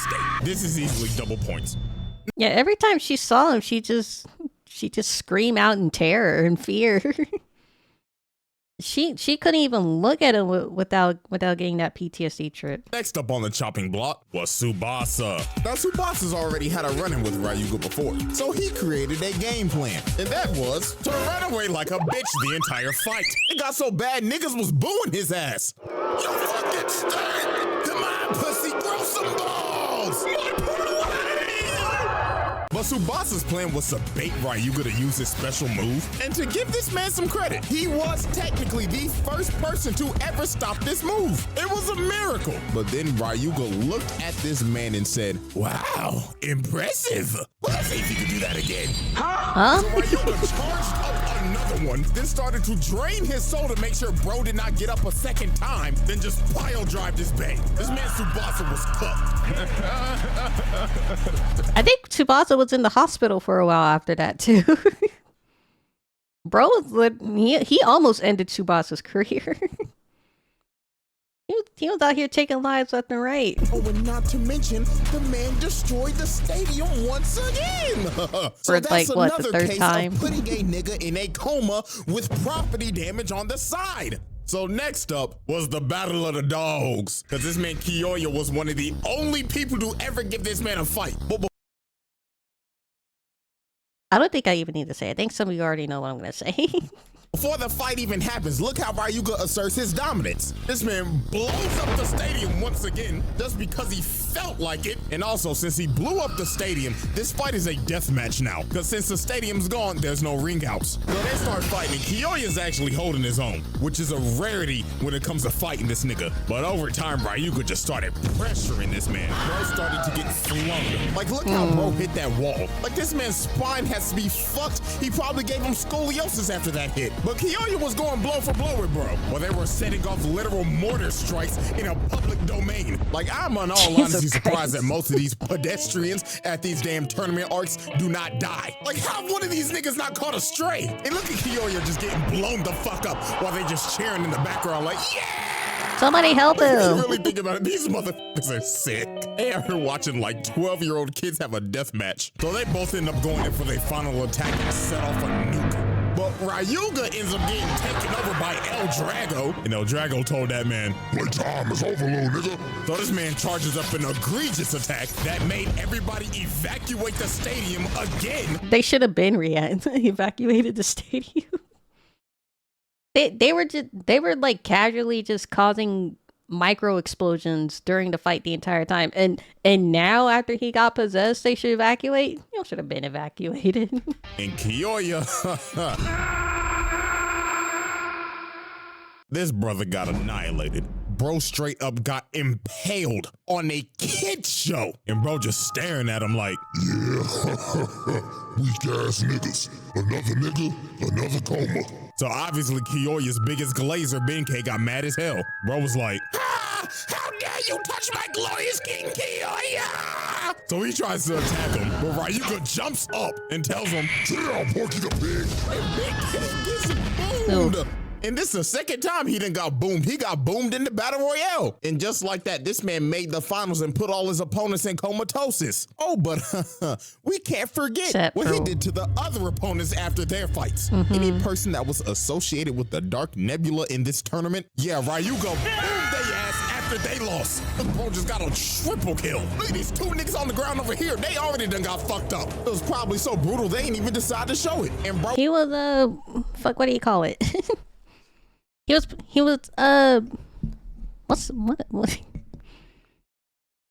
what is I forgot.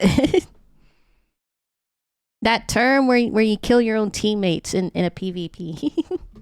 Bro wasn't even done. After this, he takes out the Afro nigga again. And also the crab nigga. Bro just brutally assaulted 7 dudes in the amount of 30 seconds. He just took out his own team. Food for El Drago. They were on your side, man. Done? No. He ended up catching this man Doji lacking. Bro is beat up in everything. So Doji out here trying to save his ass like, Master Ryuga, my glorious king. Just so you know, I didn't get beat up by anybody. But this man Ryuga did not care. Bro said, nigga, you weak as shit. So go ahead and make yourself useful and give up that ass. No. Wait. So Ryuga starts murdering his closest ally and just straight up takes his soul. This man Doji, let's be real, y'all. This man got his booty devoured. He again, if this wasn't on Cartoon Network, this was on Adult Swim, he definitely would have killed him.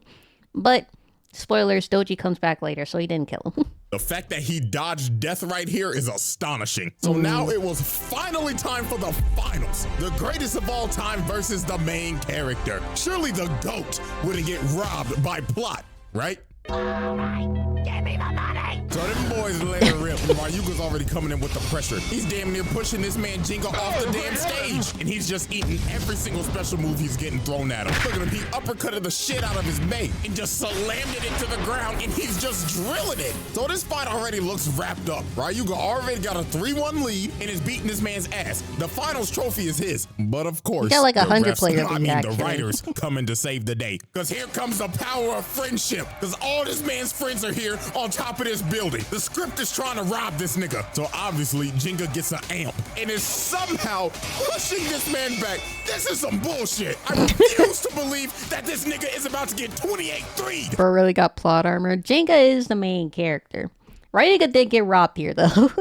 So Ryuga's like, oh, hell no, my legacy's on the line. So my man charges up his Gallic gun and he goes ahead and shoots it at him. But this man Jinga's pushing it back. Ladies and gentlemen, we're witnessing a robbery. So then El Drago takes over Ryuga. And bro was not pleased. Bro said, oh, hell no, nigga. Our legacy's on the line and you pulling this bullshit? No, fuck that. So Jinga just started getting pressured. El Drago was whooping that ass. Bro had to save the legacy. Bro was pulling out every single move in the move list. Jinga was damn near close to getting pat. But then again, here comes a scriptwriter saving the day. Because Hikaru, his friends are his power. and Kiyoya come to save this nigga. Like, bro, that can't be legal. That's gotta be against the Beyblade rules. You can't do that. The fuck is a ref? Can we get attacked? Like Bay interference or something? So they basically make this man's Bay a spirit bomb. And the fight ends up going to the stratosphere. And El Drago gets slammed. And Ryuga takes the first loss of his career.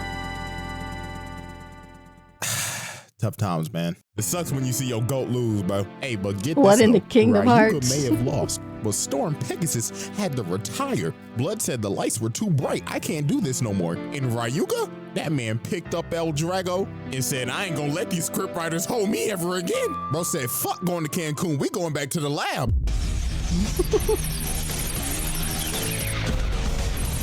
Ryuga absolutely got robbed in that last fight, honestly. Jinga got my friends are my powered. And ladies and gentlemen, that concludes Exhibit A.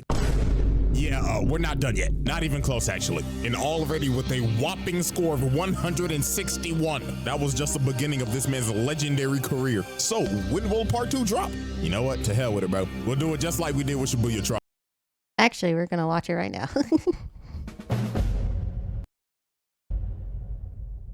So then the king came out. So you would have to think, this man is the king of his village. So no way he could be sorry, right? 12 seconds later. Ryuga should have deserved this win. It's trash.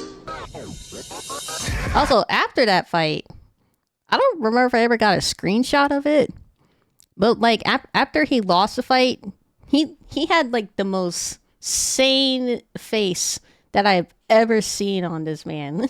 Like he had a face, you know, Ryuga was always making like the craziest fucking faces. After that fight, after he got saved by Jinga from falling off the building, he had like the most human looking face I've ever seen in my life. And like, that's not Ryuga. That can't be.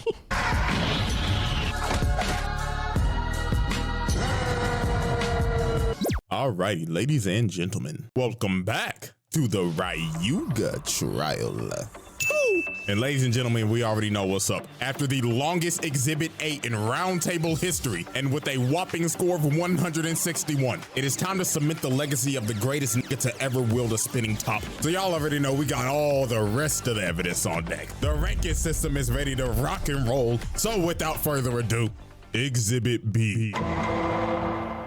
Alrighty, ladies and gentlemen, I now present to you Exhibit B, Return of the GOAT.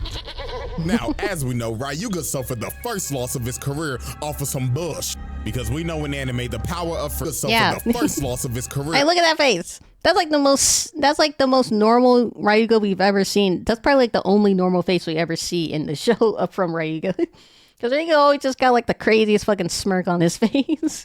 Off of some bush, because we know in anime the power of friendship is undefeated. So you would have to think, usually after a main antagonist loses, they kind of fall off. I mean, it happens to the best of them. But Ryuga? Shit. After this man lost, this man went straight back to the lab in a boiling hot volcano, and bro was serious about never getting hoed ever again. This man trained his ass off, overcame the dark power, and unlocked Medio El Drago. And boy, oh boy, nobody was fucking with this. I'ma just go ahead and tell you that now. So now we move on to Italy, and we have our sights set again on Tsubasa. Now we all remember that bro got boomed and completely annihilated at Battle Bladers. But get this, bro did not just get put in a coma. No, this brother got immense PTSD. The dark power literally infected bro. You know what, this is a whole point, bro. He literally transmutated a whole disease to this nigga. So infected He transferred the Tsubasa darkness ends up on pulling him. up on Team Excalibur and is straight up trying to murder them, but while they're fighting, they end up hearing something in the distance.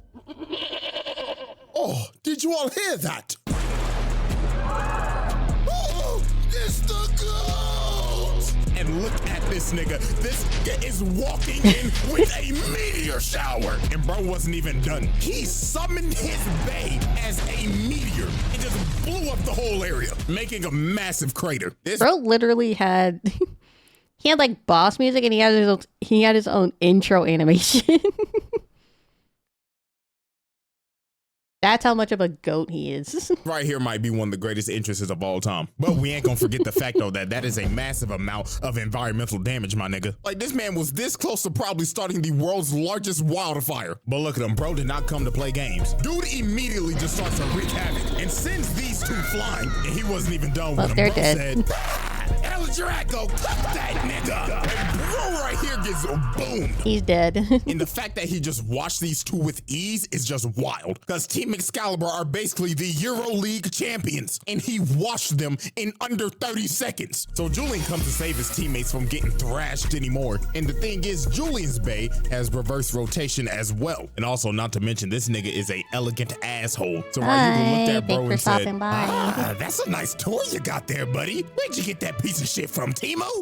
I beg your pardon? So Ryuga retracts his bae, and before he leaves, he tells him, remember this, you pompous ass. There can only be one reverse rotation bae in this world, and it belongs to me, the GOAT! So after that confrontation, this man travels to America, and he's somewhere just in the Grand Canyon. So these soldiers come up and tell him, freeze! Put your hands in the motherfucking air, or we gonna boom your shit, nigga! And they got the red dot sights, the lasers, and everything. They look like they're really about to kill this man. But this confrontation basically is when Ryuga were. showed that he's on a different level than everybody else. I kid you not, this man laughed and threw out his bae with his bare hands. Is this nigga serious? This This nigga don't even need the launcher no more. And obviously the soldiers are pissed. Nigga, this is premium disrespect. This is the equivalent to bringing a knife to a gunfight. So they end up shooting at him, and their base keep on hitting his, but all that is just making El Drago rotate even faster, and their impending doom more imminent. So yeah, it was over for them. All 5 of them get fried. Yeah, them boys are dead, let's be honest. Them niggas got baked. But they were basically the FBI. He basically just killed the FBI and put himself on the wanted list just then. Man in a hood ends up stopping his attack. And it is none other than Zesty Jack. So Jack ends up taking Ryuga to Hades City and brings him to HD Academy, which is basically a developmental academy for bladers. And it is ran by none other than Dr. Ziggurat. So Ryuga mad as hell, cause he came for the smoke and they wasting his time. And also trying to do experiments on El Drago. Look at bro tried to kill Jack. Bro is lucky he was behind bulletproof glass. So they end up making him fight Zio, who is a literal bum compared to Ryuga. So they get to letting it rip, and Ryuga's already pushing them back. But to be fair, Ryuga did have to come over adversity in this fight, because this man's bay was built so fucking awkward, because he had this fat ass spinner stem. I don't know what the fuck that is, but it's fat as shit. And this man Zio talking shit too. Bro saying, it's been a while. I don't remember the Beyblade terms, but there was like a special term for his spinner thing. You can't beat my big sis, not a chance in hell. Like, bro, do you know who the f you're going against? Oh, Dylan Brooks ass nigga. So it took like a good minute for Ryuga to read, bro. Then he told him, Nigga, when my name come up, respect it. Huh? Stop playing with my name. I ain't gonna say it no more. So this man pulled out his new special move, and instead of shooting Gala guns, bro's now shooting sons and blows this nigga's bay up and hits it in the ground. Nigga out here disrespecting the GOAT. Nigga, who the fuck you think you is, lil bro? So this man, Dr. Ziggurat, ends up trying to trap this man, Ryuga, but they just pissed off bro even more. Nigga said, the fact that they tried to trap him in the first place is like they actually tried to keep them locked in their facility or whatever. The fact that they even had the thought, and the fact that they even tried. They got balls. Get me the fuck out this musty ass room. So bro blows a hole in the building to make his escape. But this man, Dr. Ziggurat, was on straight dick. Bro was like, oh, I need that man for my world domination. So later on that day, this man sends Zio and like 8 soldiers to jump him in the park. And Ryuga looks completely dumb. Bro told him, can you niggas get off my dick? I can't even breathe. So first of all, if Ryuga's just out in the world doing whatever, let him do that. We don't want another Battle Bladers incident, okay? Bro literally has a bay that can destroy a country right now. Stop instigating him. All the soldiers end up shooting at him, but Ryuga hit the Shadeur on their ass. Said, he can literally summon meteors. Blows them all up, and this man just caught another 8 bodies. Look at them. Them boys ain't breathing. Hey, I mean, at least the family gonna have the full body intact for the funeral, unlike that other nigga from the training regiment. So now we move on to the World Championship. And at the moment, Team Japan is cooked. Masamune got his arm broke. Tsubasa and Yu got boomed before the tournament even started. So they had this man Jinga about to carry the whole team. So Jinga would have to face Zesty Jack next. But a meteor ends up coming in, and this man Ryuga ends up pulling up. I actually feel so bad for her. She really got PTSD from this nigga. Bro said, y'all gonna have the you can't even look at him without me. Bitch, sub me in. I'll cook this blue lipstick zesty motherfucker in a heartbeat. So Ryuga and Jack end up starting to fight, and this man Jack is batshit crazy, not even gonna lie to you. This man was like, oh, I can't wait to turn you into a work of art. You've got my creative juices running, thy nigga. This nigga is crazy. So this man Jack pulls out his peacock and shoots an attack at him, but Ryuga stood there unfazed and El Drago completely ate it, but Jack did not let off the pressure. Bro just started to push Ryuga while he was carving his art in the stadium. Like, look, bro drew a peacock.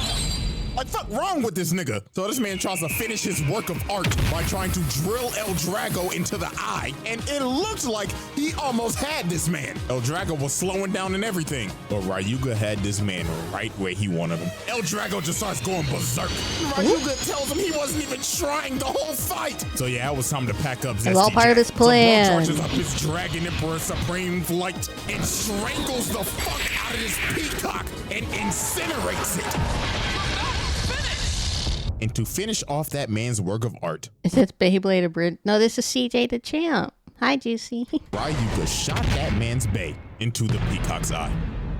And this man, Jack, lost his mind, bro. He was like, no, my work of art, my Mona Lisa. But this man, Ryuga, was not done. He looked at this man, Dr. Ziggurat, looking all safe and shit in It'll be kind of fun to do a Beyblade a bridge, though. his skybox and shoots his bay and scarring him with the glass. This man Ryuga told him, get off my dick, nigga. And after this, they won the tournament. So Ryuga technically is now the world champion. Or just walked in the middle of the championships and left with a ring. So after the world championships, Dr. Ziggurat basically reveals to the entire world that he's a terrorist. And Hades City is a literal flying nuke. And this man is a whole arms dealer. He's trying to sell it to the country with the highest bid. And come on, we know who's gonna buy that.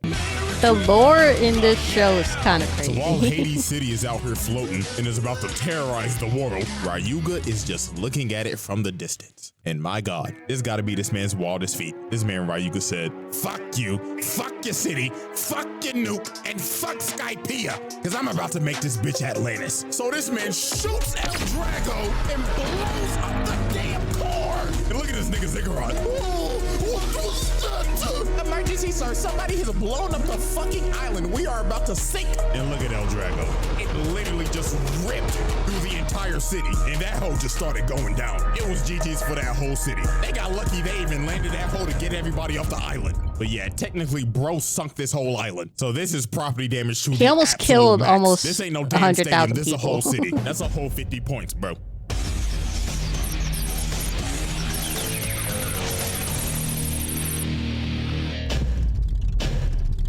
Exhibit C. There's more. Alrighty, ladies and gentlemen. I now present to you our final exhibit, a legacy of greatness. We now set our sights to a remote village on an island that has experienced recent events of terror. As Jenga and his friends are searching for legendary bladers, they come across this man that recounts what happened to his village. In his words, he states, about 2 weeks ago, a man came here looking to infiltrate our sacred ground. He started to speak, but none of us could understand him. I beg your pardon. But then our village elder ended up realizing that he was speaking the ancient language of Gotanese.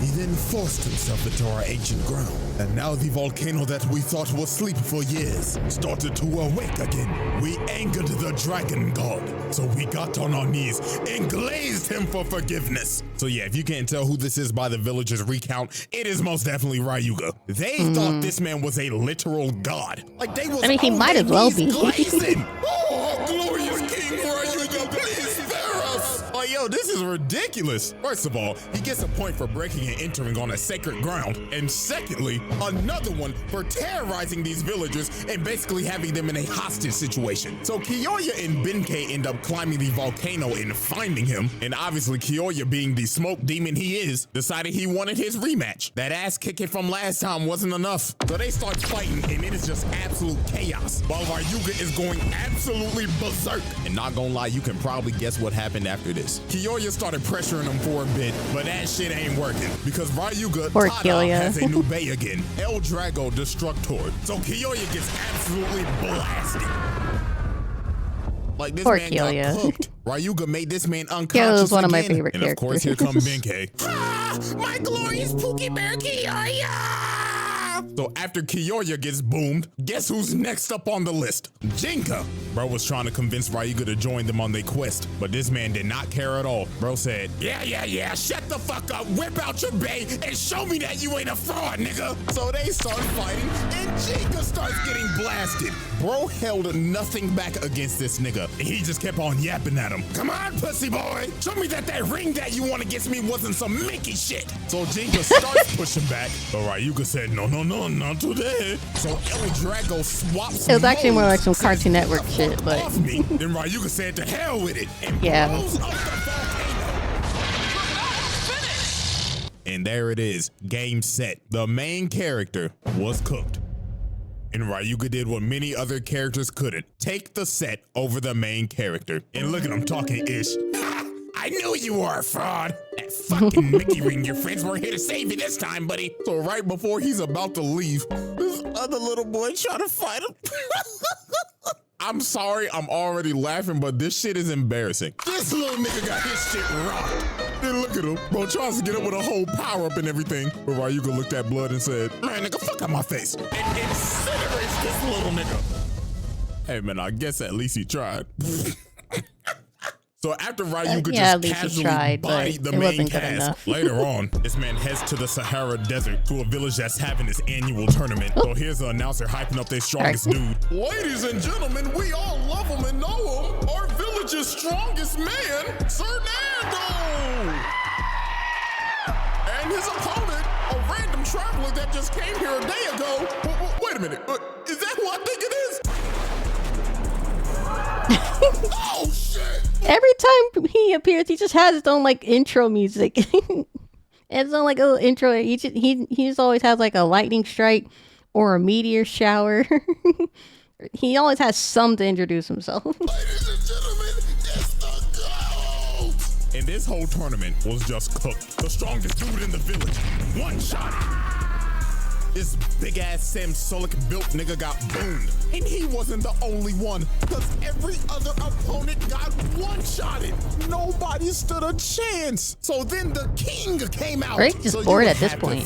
This man is the king of his village. So no way he could be sorry, right? 12 seconds later. This nigga is trash. Yeah, I ain't gonna lie, y'all need to hold a new election after that one. So then the final opponent of this tournament was Kenta and his big ass soccer ball ass head. Every time I see this little nigga with his big ass head, I just wanna punt him. And yeah, I ain't even gonna waste no time on this. Kenta joins the rest of the main cast. Boom. Yeah, obviously. What was he thinking? On this man's Come on, record. Kenta. So after Kenta got boomed, he ended up following Ryuga trying to go on a journey of self-discovery. And while they on the middle of their journey, they end up getting confronted by a tiger. But this man Ryuga was not phased. Bro walks up and mean mugs the tiger. He had bro shook. And look at Tony the Tiger making the right decision to run away and live another day. Cause bro would have not been eating no more Frosted Flakes. His ass would have became a pelt. So after this, Ryuga ends up entering another battle intimidated royale a because tiger. apparently there's a legendary blader at the top of the tower. So it starts, and while everybody's running, this man doesn't even move. He's just standing there. Menacingly. So he waits for like a good 10 minutes. So when the final 11 are up here battling, this man decides to blow a hole in the tower and just knock out all 11 of them. But he wasn't done yet. He had to face Tsubasa not in the Tsubasa finals. And again. I'm not gonna lie to you. Come on, this one might be Tsubasa. worse than the last time they fought. This shit lasted for 1 minute tops. This man pulls out a new special move and sends his bae to the mountains. Bro, just making new. Look at Tsubasa. How many special moves do you have in your head, Ryuga? He just keeps coming up with them on the fly. Bro, it's like, oh, no way I'm getting that back. Man, I fell down to my knees when the law came. So after he sent Tsubasa's bae to Kingdom Come and made him take a hike, he tells the legendary blader to bring your ass out here. So bro comes out and he's like, wait. Please. I'm not no legendary blader, bro. I'm a fraud. Is this nigga serious? So this man Ryuga was pissed. He done off. wasted his Bro time. went over to his bae and stepped on it, and Blood said, I don't like my time to be wasted, nigga. And this man just destroys the entire tower. This man does not get tired of property damage. And then after he blows up the tower, look at the old dude crawling out the thing like, oh, never sign me up for this ever again. So after this man just destroyed the Tower of Babel, next up was Easter Island. Bro decided to participate in another battle royale. And look, people ain't even fighting them. They just powering their fear and pissing they draws. If you're walking and you see somebody just walking but the people around him are just cowering, falling to the ground in fear. Just walk the other way. Because you don't want to catch that smoke. They know it's pointless. But one man decided to fight him, and that was Goku. I mean, aka King. And I didn't mean Goku as a joke. No, look, that nigga is a Super Saiyan. So you gotta think to yourself, surely a Beyblading Super Saiyan can take him down, right? Man, shut your bitch ass up. That's not Goku, that's fucking Kaba or whatever the fuck his name is. Yeah, he booms this. I don't know what to say. This nigga has cleared the whole verse, literally. So there was only one person that could actually take this man down, and it was no simple mortal. Oh no. This man's final battle is against a god. Yeah, it's gotten to this point. I mean, no mortal can hang with the nigga, so why not a god? So he starts fighting Rago. That's not God, that's Satan. Guess who's dick-eating Rago? Hello there, Master Ryuga. As you can see, I found another man to glaze. Like, this nigga just hopped off dick and just went to bandwagon somebody else. So in this fight, Ryuga was going out with everything. Bro was just throwing nukes. But over time, bro started to get his ass beat. Nemesis just started destroying this man. Like, this is literally the first time you ever see this nigga with battle scars. And this man Doji over here talking shit. Oh yes, look at you on the ground like a worm. My god, how in the hell did I ever dick eat you? But this man was not about to go out like no bitch. This man got up, had a legendary ass yap session, powered up and went in for his last attack, and end up having a massive clash. And the shockwave ends up hitting this man Doji, and he died. Falls to his death. Yeah, he dies. Bro said, if I'm going out, I'm taking you with me, you fucking dick eater. But sadly, after that, this man Ryuga was cooked, and bro gets hit with just straight Armageddon, and Ryuga takes the second loss of his career. Well, I mean, at least it was to a god of destruction.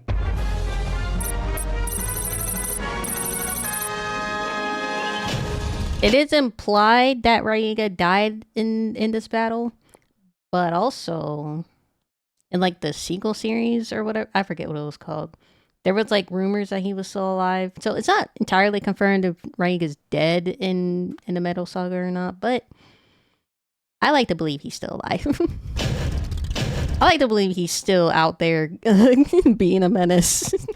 And ladies and gentlemen, that will conclude the Ryuga trial. And after a very long week, I'm not gonna lie, I'm about to go to sleep. So appreciate y'all, you know what I'm saying? I'll update the whole leaderboards and everything later, bro. But until we meet again, I'm out this hoe. Alright, that's it from CJ. We got more videos to react to today.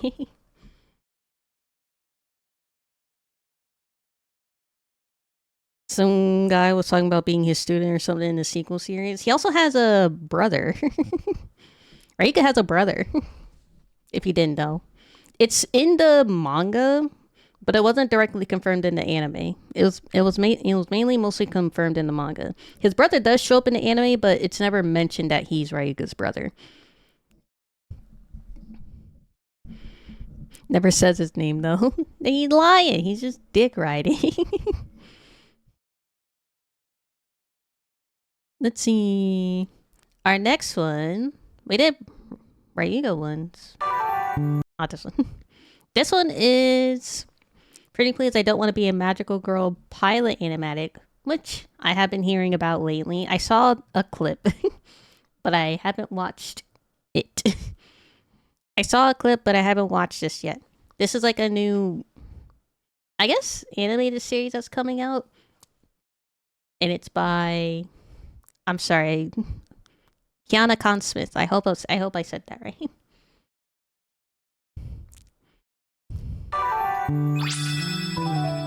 Hi everyone, I'm Aika, a normal girl of average talent living an unspectacular life. Hello, Aika. I just moved to this quiet little town where nothing ever happens, and it's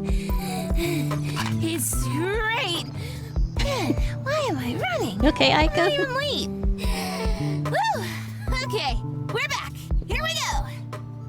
I guess I'm just excited for my first normal day of normal high school. Go back. School McSchool Memorial School. Okay. I guess I'm just excited for my first normal day of normal high school. school. It might sound boring to you, but to me, it's everything I've ever wanted, and I can't wait. You good? You're kind of standing in the doorway. Right, go ahead. My apologies. It's chill, thanks. Actually, if you have a second, I'm new here. Think you could show me the way to my first class? Looks like we're in the same first period. You can follow me if you want. Oh, that's kind of her. Where was I in my narration? Oh yeah! I can't wait for a fresh start! You ever get your class? There you go. And first ever pop quiz done. Kill me. Jesus Christ. Oh, looks like no one else is done yet. I too am still working. Oh shit! Hey, miss! Can I please go to the bathroom, please? What? Oh, sorry, Ika. You gotta finish your quiz before leaving the classroom. Thanks, miss! See you tomorrow! But... You're doing great work. I love you. I needed that today. Aw. I'll let it slide. Looks like she finished after all. And with a perfect score? What's up, Ika? Damn. Phew. Guess I'll hide out here for a while. No.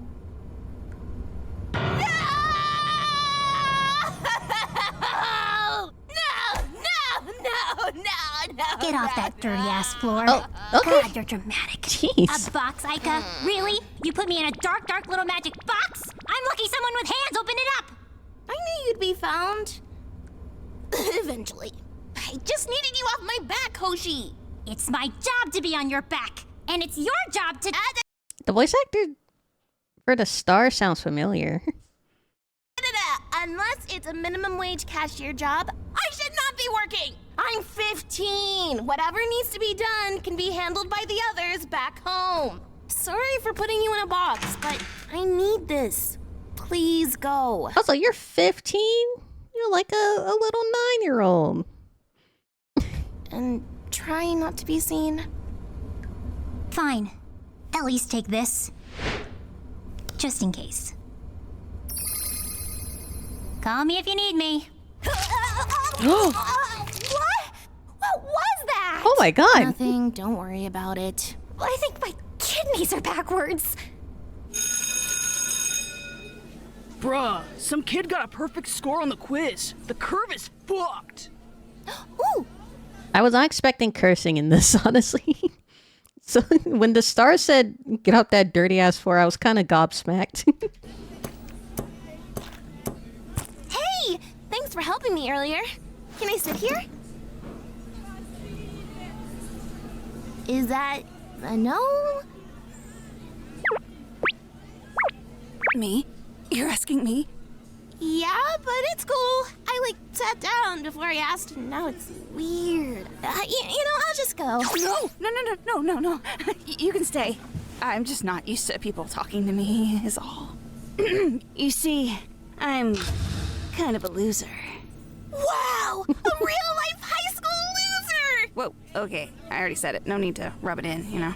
Why? Being a loser's awesome! No one bothers you or expects anything from you, and you're free to do whatever you want! You got nowhere to go but up! I suppose. I guess that's an optimistic way of looking at it. That's a fun spin on it, I guess. You've got a way with words. I'm Ika! Normal girl of average talent and zero secrets! Okay, well, I'm Zira, also a normal girl of average talent. I got a couple secrets. I won't press any further.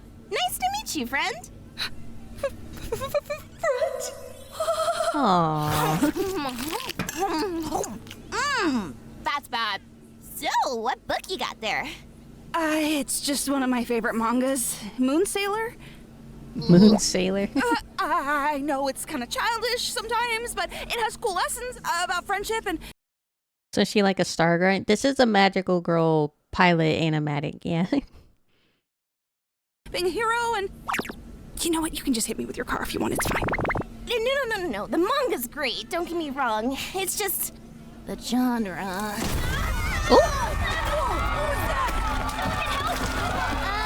this normal? Why are people running? Oh, is this one of those fire drills?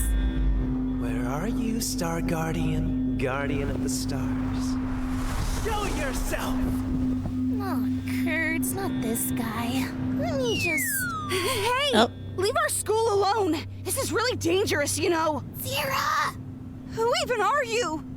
Are you talking to me? Oh, I'm sorry, I could barely hear you. You're so small and insignificant. But if you must know my name, it's Eclipse, Servant of Darkness.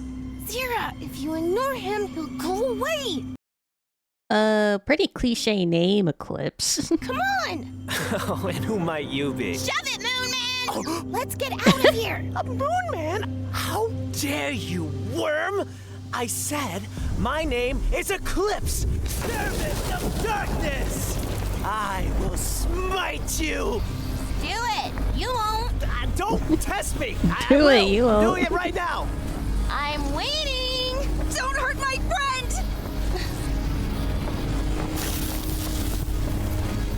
No choice now. I'm quickly regretting my decision!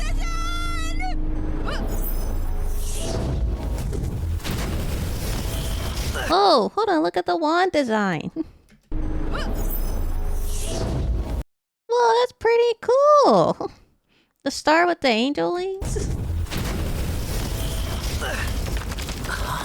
Aha! There you are, Star Guardian, Guardian of the Stars. I knew you were here. Star Guardian? Gasp! Are you... A magical girl? Yes, she is. And not only that, she's my arch nemesis, and also... Double gasp! Magical love interest? Ew! No! Yes! Gosh, Yes. open your mouth a little. Man, you know what? Let me just get this over with. Triple gasp! Are you about to do a magical girl transformation? Oh. No time. Hoti! We don't even get a magical girl animation. That is kind of iconic, though. No time. Hoti! Let's do it! Yes! I knew you'd need me! I forget what comes after triple gasp gasp! Magical mascot! I consider myself more of a magical friend, but whatever. It's time to wish upon a star, Aika! Yeah, I wish. You know what I want. Good enough!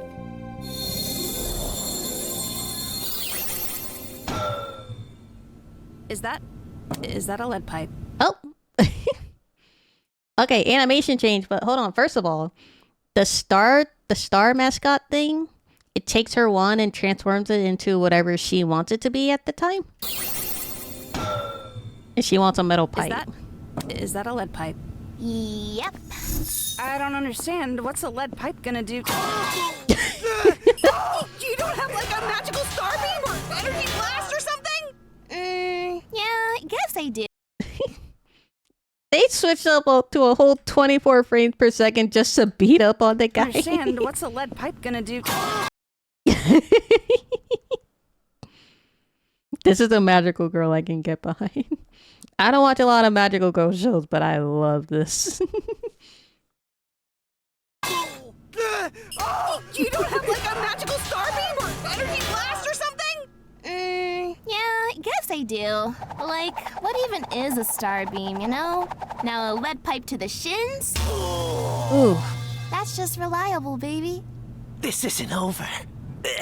I'll be back. Oh my god. Star Guardian, Guardian of the Stars. Wait, your leg is broken. Sir, get yourself to a hospital. As soon And she actually just did break his shins right there. as my bones heal. He's never been able to use magic before. Aika, you were amazing. That was just like Moon Sailor, except not at all. And you're a black magical girl? I know that's right. Her methods are unique, but she's the best of the best. Can you believe she ran away from it all? And put me in a dark, dark box? Yeah, still mad about that, by the way. Ran away? Why? Well, truth be told, I don't want to be a magical girl. I mean, understandable. If you don't want to be traumatized and being taken advantage of by like a cursed magical creature and given PTSD and not have and getting your promises broken by said magical creature, I understand. I wouldn't want to be a magical girl either. I don't want to possibly get a Cubey as my mascot and then end up with PTSD and all my friends and family dying. No way in hell. Oh man. Yay, it's time for class!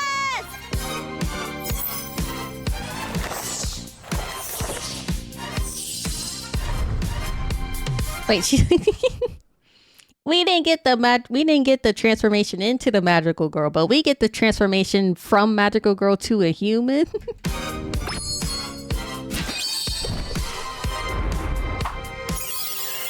Wow, that seems like an effective way to change clothes. Can you teach me how to do that? Nope. Yeah, no. Stupid. I shouldn't. Hey, is it cool that I know your secret identity? Oh, yeah, about that. I have to kill you now. What? Huh? I'm kidding. Jeez, you scared me. See what I have to deal with? Wait, that Eclipse guy knows where you are now. Think he'll be back? Probably, but as you saw, he's not much of a threat. 15-year-old jaded of being a superpower girl. What has she seen? What has she seen? She's probably seen some shit. Probably has some friends die. Like, not wanting to be a magical girl anymore after, I don't know how long she's been a magical girl, but I understand it. She if she could quit, I absolutely would want her to quit if she wants.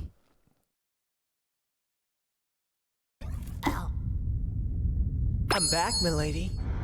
Well, that went poorly, didn't it? You hardly used the powers I gave you. I suppose I got caught up in the moment, but I found her.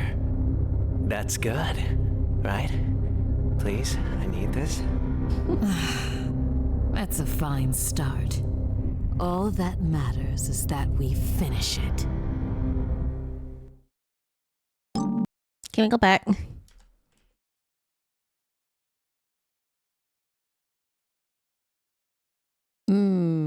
Would. Anyway.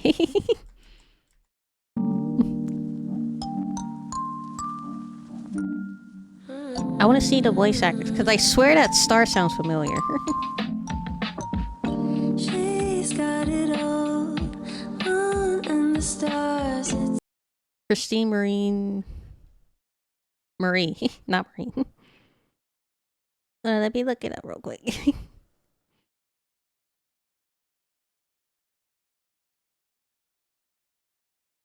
Christine Marie. It's all in the palm of her hand. She's everything. Holy shit, hold on. She's been in K-On!, Squid Girl, Madoka Magica. She was Mako. That's why she sounds so familiar. She was Mako from Kill la Kill. I knew that fucking star sounded familiar.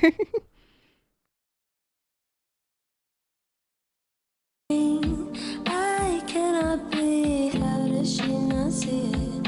Oh, she was in a lot of stuff. She doesn't try. No, she just exists. And all of the stars in her eyes bring me bliss. I've never felt this way for someone like this. This song is beautiful.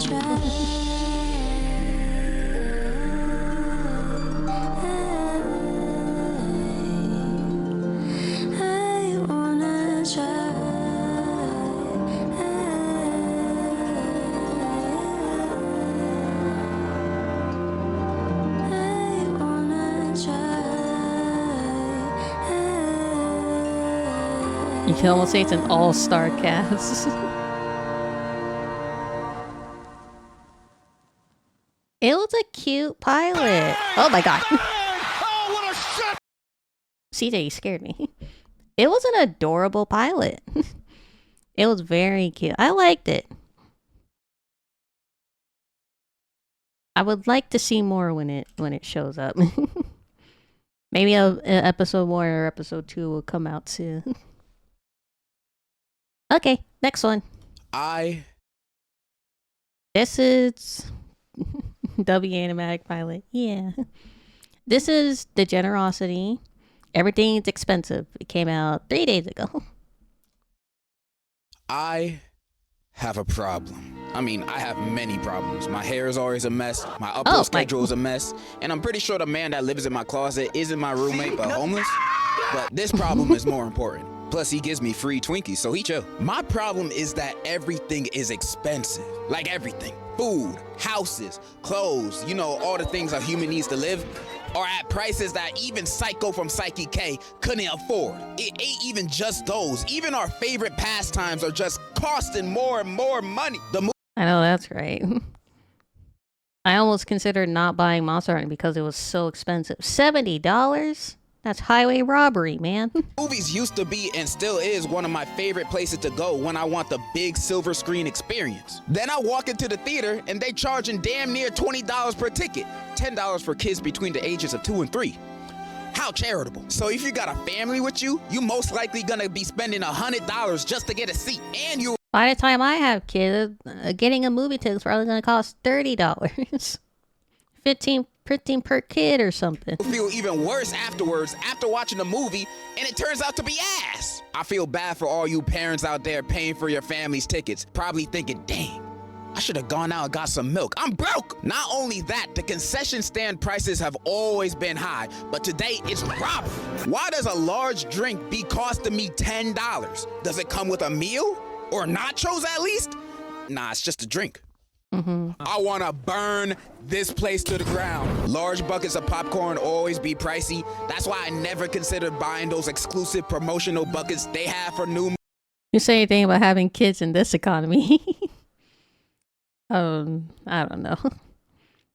Oh, speaking of those buckets, I have a bucket. I think it was when, what's that movie called? Dune or Dune 2 came out?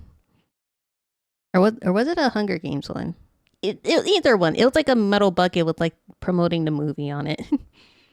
Movies, cause most of the time those buckets be costing $20 more for less popcorn. Like, why would I even consider buying these? Oh. I'm taking this home with me. It's getting to a point that whenever someone wanna go see a new movie, I sometimes be thinking, nah, it'd be too expensive. We should hang out at Dune bucket. I don't have that one. I got the metal one, just like a regular metal popcorn bucket with like the movie promotion on the side of the bucket. I didn't get the actual Dune bucket. the public library instead. It's free and it's unlimited entertainment. Johnny, it's too big. Also, a bit of a tangent. I hate that we have to pick our movie seats now. I miss one of those first people to show up to the theater, get the best seats. Cause now after the movie I paid to see finishes, I can't walk into another theater cause I might be sitting on someone else's seat. And you might say, oh, DJ, you're not even supposed to be doing that in the first place.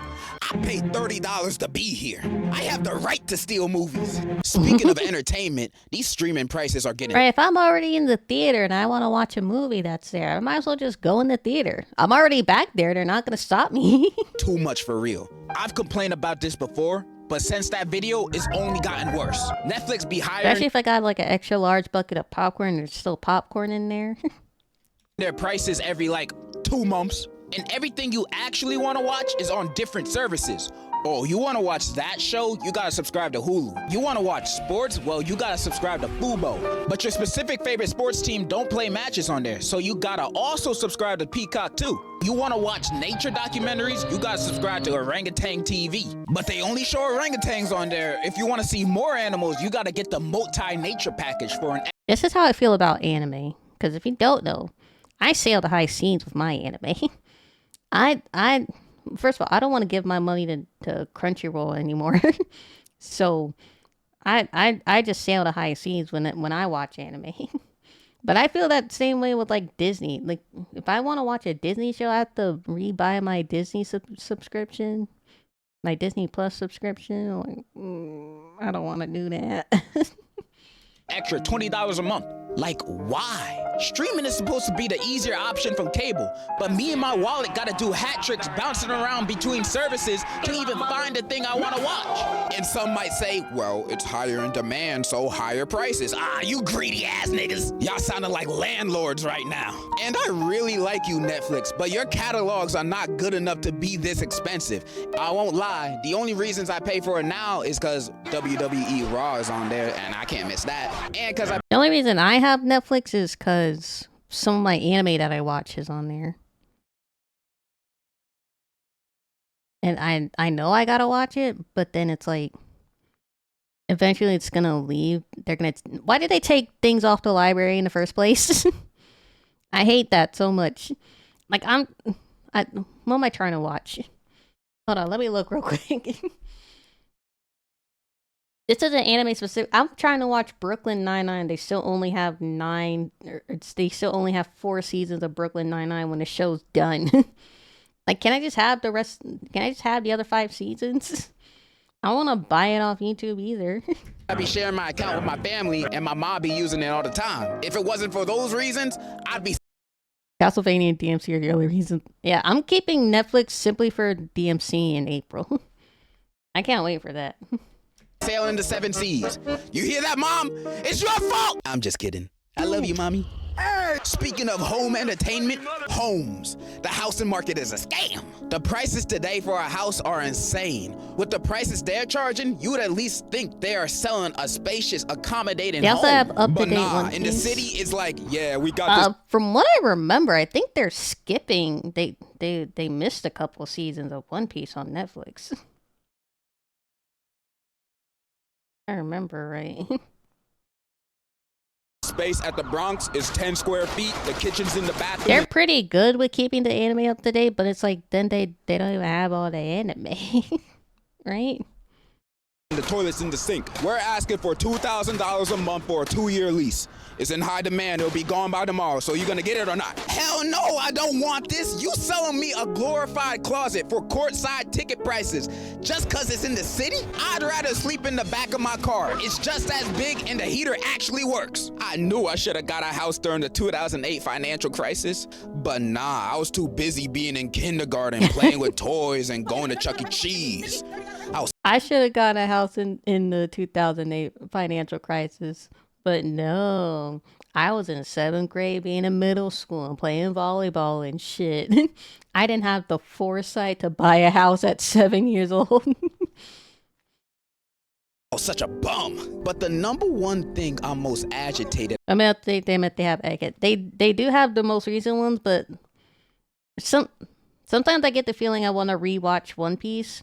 But then I look on Netflix and they have like up to what's it called? Not Skypiea?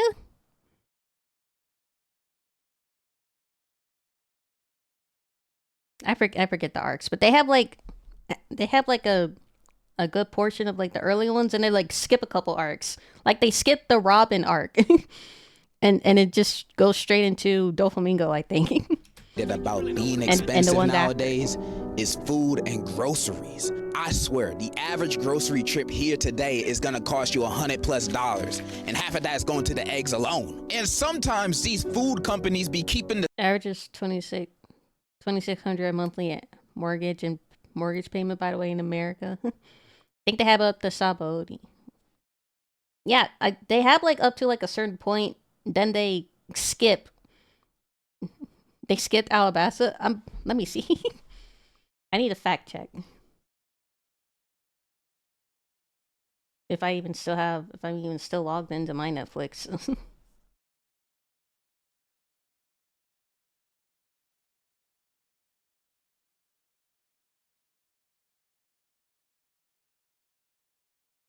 Where is it? One Piece.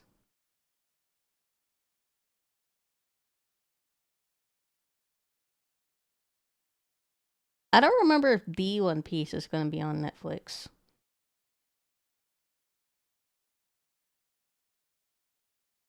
Let me see. East Blue, entering the Grand Line, enter Chopper at Water Island, Alabasta. What the fuck is TV Original 1? filler arc?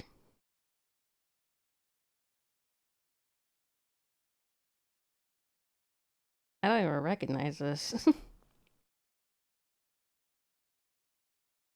They have Skypiea, they have Sky Island, Naval Fortress, Foxy Pirate Crew, Water 7, Any's Lobby, CP9, Goodbye Going Merry, another filler TV Original 2, Gorilla Bark, Sabo, they have Sabaody on here.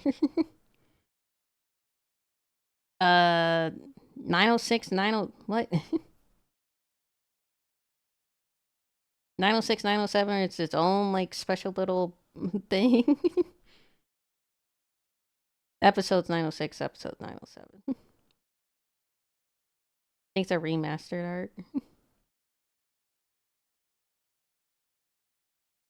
Island of Women, Impel Down, Marineford, Fishman Island, Punk Hazard, Dressrosa, Silver Mine, Egghead. Yeah, they're skipping a couple of arcs in this. I don't know all of them by heart, but I know they skipped a couple.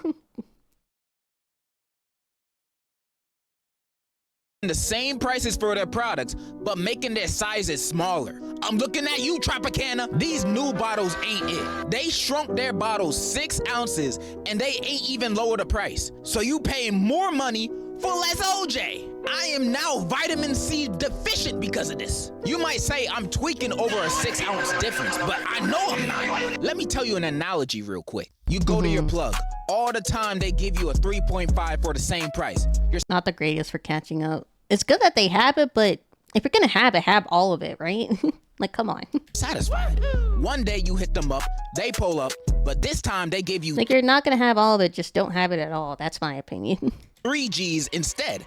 Not only that, they hired the price for the same thing you've always been buying. How you feel then? You feel betrayed. You feel scammed. And if you ever find yourself in that situation, to that I say, bro, call the police. Call the police on them. They obviously don't care anything about customer satisfaction. I wish I can do the same thing with Tropicana, but the cops don't take distressing calls over orange juice bottles seriously. This is exactly why I'm ACAB, bro. Not only that, fast food, an American staple that's supposed to be cheap, now be doubling prices all the time. Like the McDonald's dollar menu don't even exist no more. It's called the value menu now, selling sandwiches that used to cost $1 that are now almost $3. And they'll still find a way to get your order wrong. Economy. Am I right? Pounder. You might say, oh, they just adjusting for inflation. Don't give me that. If Arizona tea can still be 99 cents, then what's their excuse? It's McDonald's, they're not struggling. The only people struggling are the workers in there that are making the food, not the people that be at the headquarters. But the fast food prices become even worse when ordering off of delivery apps. Buying a $10 meal turns into a $30 meal. The fees be taking advantage of us. I know this because I see it in my orders all the time. Let me show y'all something. Not long ago, I did an Uber Eats delivery for 2 items. 1 Haagen-Dazs ice cream because I'm a fatty, and 1 Dayquil because I was feeling a little sick.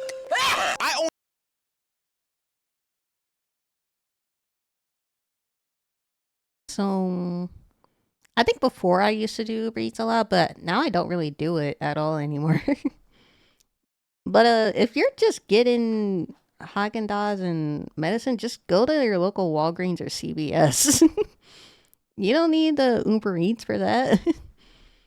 There's gotta be like one down the street from you. Only got these 2 items. I know I'm ordering them to be delivered, so I know they'll be a little more expensive than usual. But you'd expect this order to be like $20 max. Now, I want you to guess how much you think this order cost me. $30. $30? Nah. $40? How? No, that's too generous. This order costed me $50. How? What is this? You can't justify this price to me. Is the delivery driver also gonna give me a goodnight kiss with my order? Cause that's the only justification. By the way, the delivery man did not give me a goodnight kiss when he dropped off my order. I got scammed! This should not be considered the new norm in the US. And some people seeing me complain about this might say, you're a YouTuber. Why are you complaining about this? You already got money. True. But I still like trying to save money, you know? Because nowadays these sales aren't even sales. This isn't adjustment for inflation. This is corporate greed. These prices aren't gonna get cheaper, especially since the owners of these companies run the country now. Literally. As long as people keep paying for these products, no matter the price hike, it'll only get more expensive. So what is my solution to this economic crisis we are dealing with right now? Loot it. Coming, blow New Jersey up. I'm joking. I'm joking. This doesn't apply to small businesses in Costco. They're goated. But I'm joking. All right, that's really all I wanted to say. I just wanted to rant about modern day prices and my low-key bad financial decisions. Hopefully my message comes across, even if you don't agree. Maybe you like spending 20 bucks on eggs. Who knows? No, I understand, because I remember when McDonald's had the dollar menu and I could just get a simple sandwich for $1. So I understand. Is all. And in conclusion, and I feel sad at the thought. Bye. 30. I'm never paying my taxes. I'm never paying my taxes. I'm never paying my taxes. I'm never paying my Okay. Next one. This is one I haven't watched yet, actually. Rebecca BB knows. Stop playing.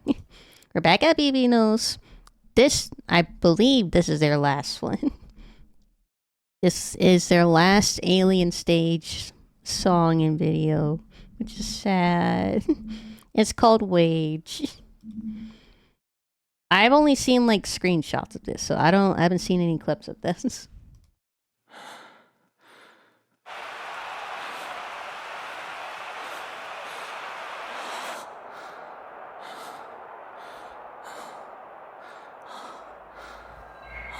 Just directly after.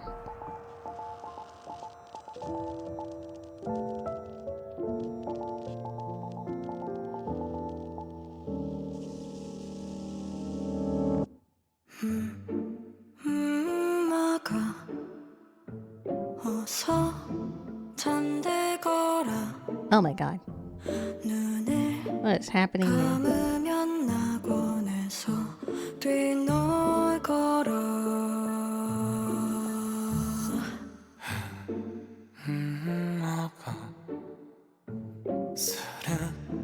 잠들거라 그새 초라한 다른 꿈을 꾸나 고요하게 내리는 차디찬 시선 두려웠더라던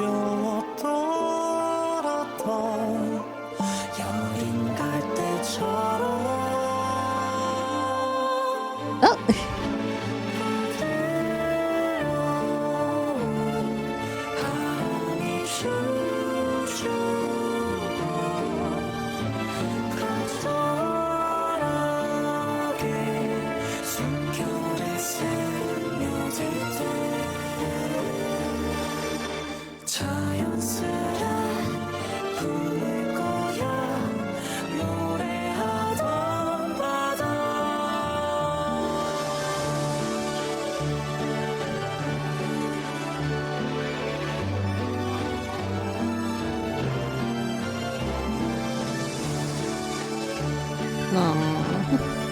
Not the alternate universe.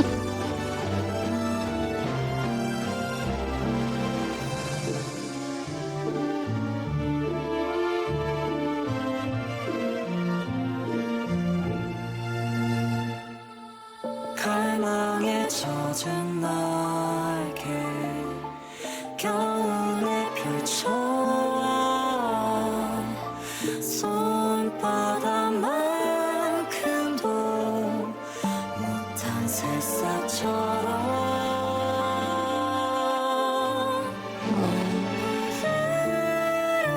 부스러진 슬픔이 춤추고 무던하게 새벽을 깨려 할 때 자연스레 품을 거야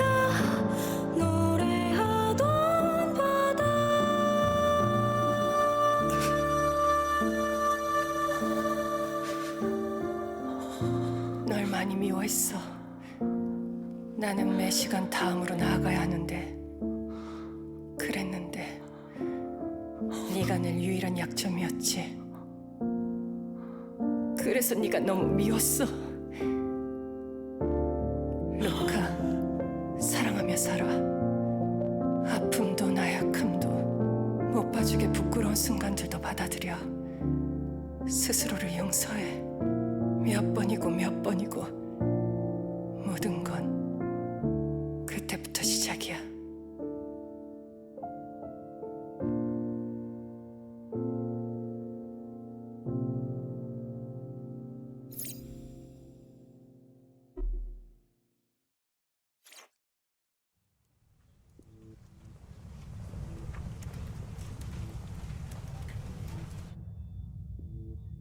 No.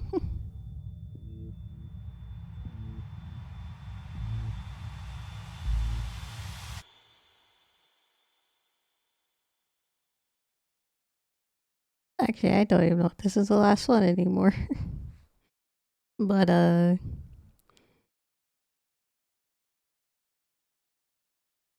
this all happened while they were still on stage. They're looking back.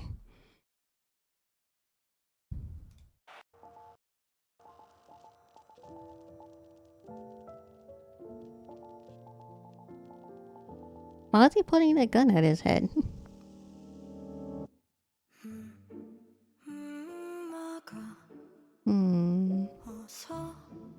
I don't. What the hell happened here? Is he a clone? It looks like it's the same guy, but he was the only one that escaped, it looks like.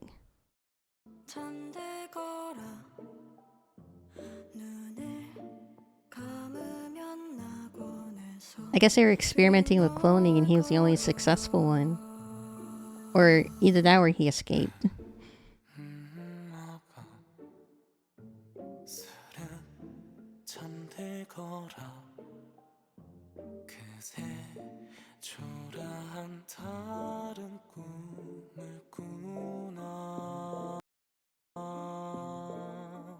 So her with her friends when she was gone? No. I believe it's like right after the last one. Right after a Blink gone.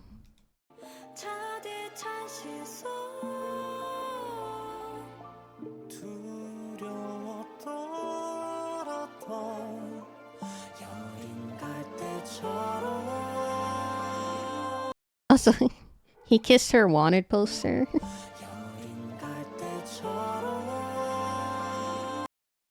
Yeah, he kissed a wanted poster. I thought I saw that right. This is an alternate universe, it looks like. Definitely, because they don't have their collars and tattoos.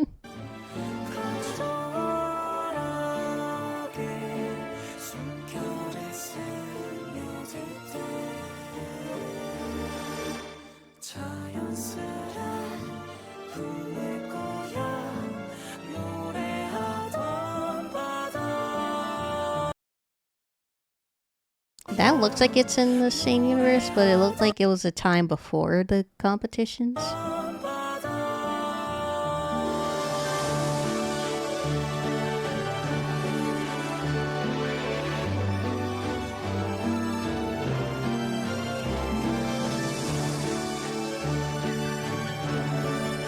Yeah, alternate universe looks like actually.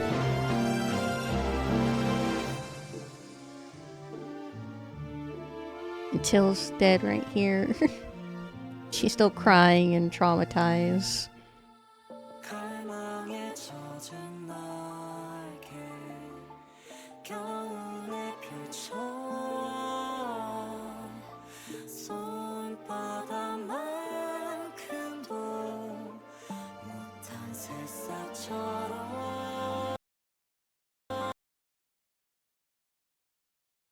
Looks like she got shot. Yeah, she got shot. The guy shot her.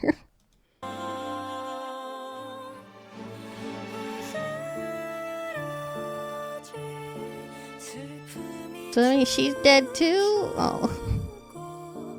Why is this so sad?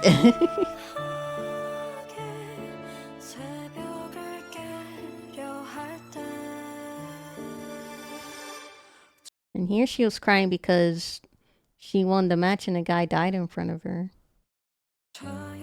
I guess that was when she decided she wanted to escape.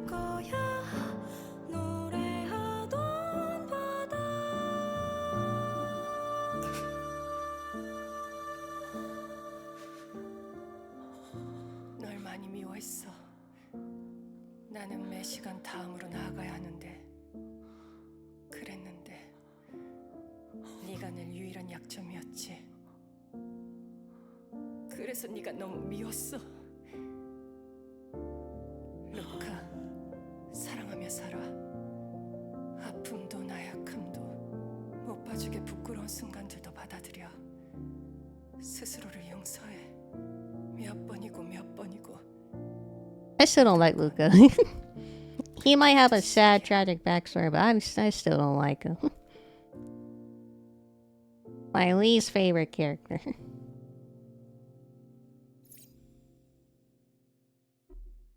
Yeah, she died.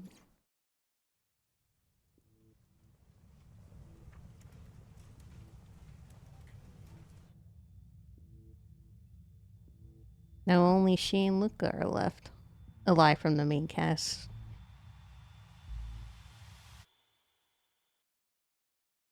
Aww. This series is so tragic.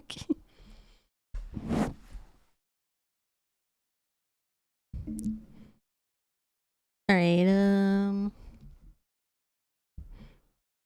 I've been streaming 2 hours? Here's a very... Hey, Muujin.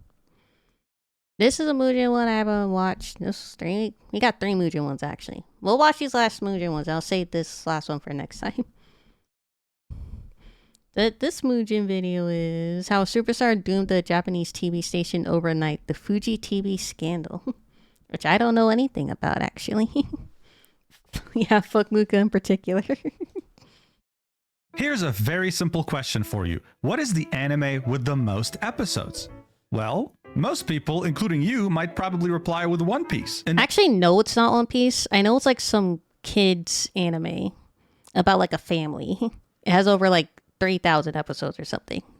ongoing anime currently sitting at over 1,100 episodes, and it doesn't seem like it'll stop anytime soon. But what if I told you that One Piece doesn't even rank in the top 10? It's actually the 16th. The anime with the most episodes is none other than Sazai-san, currently sitting at 2,771 I was wrong, episodes. I overshot it. And by the way, it's still ongoing. It's a very well-known Yeah, anime in that's what I'm talking Japan about. featuring the daily lives I overshot the episodes, but this is exactly what I was talking about. I just didn't know the name.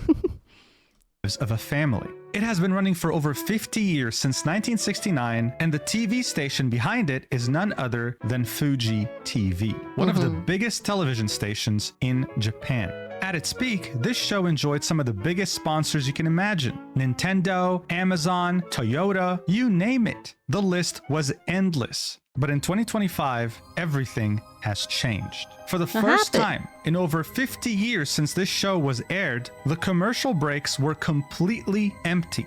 Every single sponsor had pulled out from one of Japan's most recognizable shows. And that's because What Fuji the hell TV happened? is in the middle of one of the biggest Japanese entertainment scandals in recent history. It involves one of the most significant Japanese superstars of the 21st century, and it has forced him to retire permanently. Now Fuji TV faces an existential crisis. And other Japanese TV networks are currently scrambling to Sex conduct scandal? internal investigations to make sure they don't end up the same way. So what the hell is happening right now, and why is the Japanese entertainment industry on fire? Well, let's talk about it. Japan has a lot of unique buildings. Come on, where would you find this other than Japan? Some are so unique sometimes that they become iconic. And then you have Fuji TV's headquarters. If I had a time machine back in the 70s and went to the future, this is what I would expect everything to look. But watch. Oh, shit. Hold on, sorry. That doesn't look structurally sound. That doesn't look very safe. I think I'd be scared to enter that building. Time machine back in the 70s and went to the future, this is what I would expect everything to look, okay? And it's a symbol of Fuji TV's once incredible power. But that's not to say that they didn't have humble beginnings. They started off with this building as their headquarters in 1961, and then switched to this building on the same year before going to their HQ of today. They then grew very quickly and wasted no time innovating where others didn't. Just like the US, Japan had its own Big Three. These were present during the golden age of television in the 1980s: NBC, CBS, and ABC. So Fuji TV wasn't just a part of those Japanese Big Three, they were also leading them. Instead of just focusing on being a television network, they very early on became a media conglomerate, owning their own anime studio, David Production, and even partnering up with Nintendo, owning their own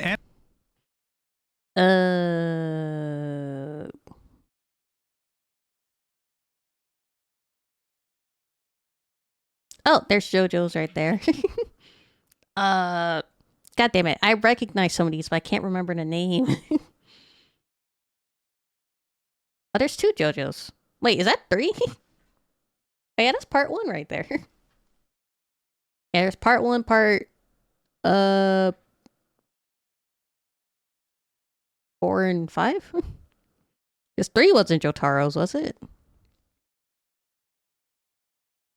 Wait, hold on. Part 1 is with Jonathan.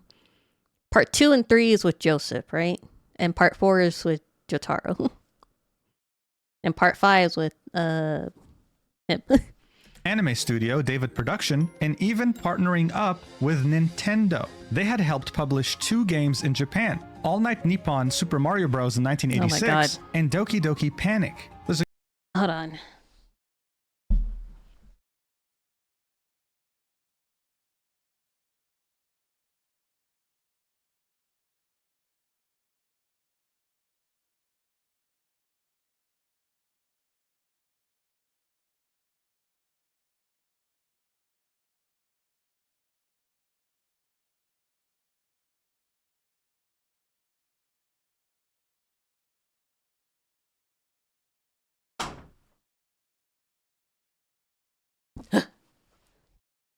Sorry.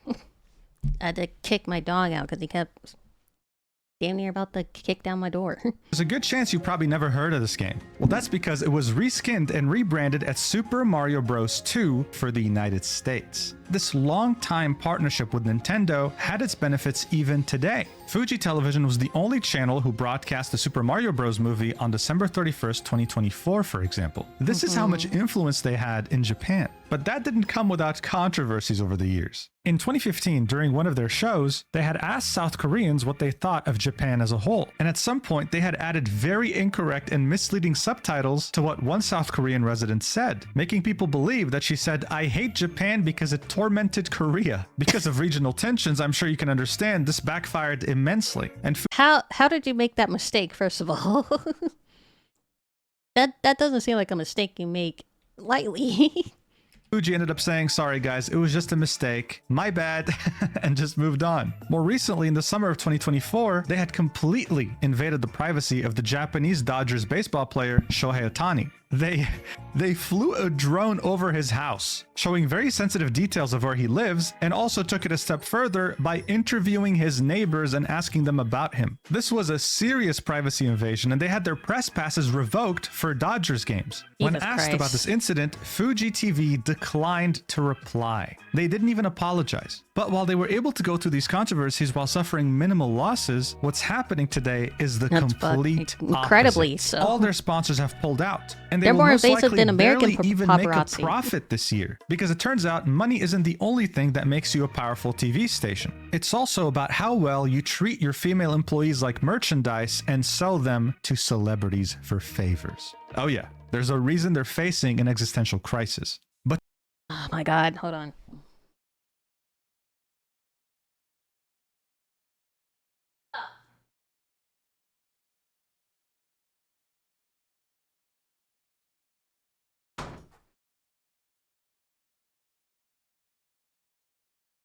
You have a dog that just acts like a child and just won't take no for an answer.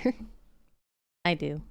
But to fully understand the magnitude of the situation, we have to talk about the Japanese idol group SMAP. Established in 1988 when all of its members were practically teenagers, the best way to describe how Japanese people viewed them is the same way the British viewed, I don't know, the Beatles? These guys were absolute superstars in Japan, and it was hard to find someone who'd never heard of them, with their music even reaching a worldwide audience. It consisted of these 5 members right here, and when they finally decided to go their separate ways in 2016, putting a stop to any group activities, the country went into mourning. There were petitions that were made for them to not break up, but in the end, they did go their separate ways after almost 40 years. Every single one of these members went ahead and carved their own path. But we don't really care about that. We only care about one member in particular, and it's this guy in the middle right here, Masahiro Nakai. He would go on to star in so many different TV shows on many different channels and had a show on Fuji TV as well. It was safe to say that any show he was in, people would watch. That's just how much influence SMAP had on Japanese 40 years? Yeah, hold on. The boy band lasted for 40 years. That's kind of insane. culture. But in this world, you either die a hero.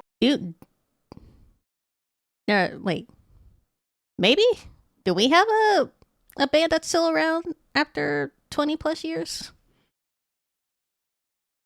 I was going to say NSYNC, but I don't think NSYNC's still together.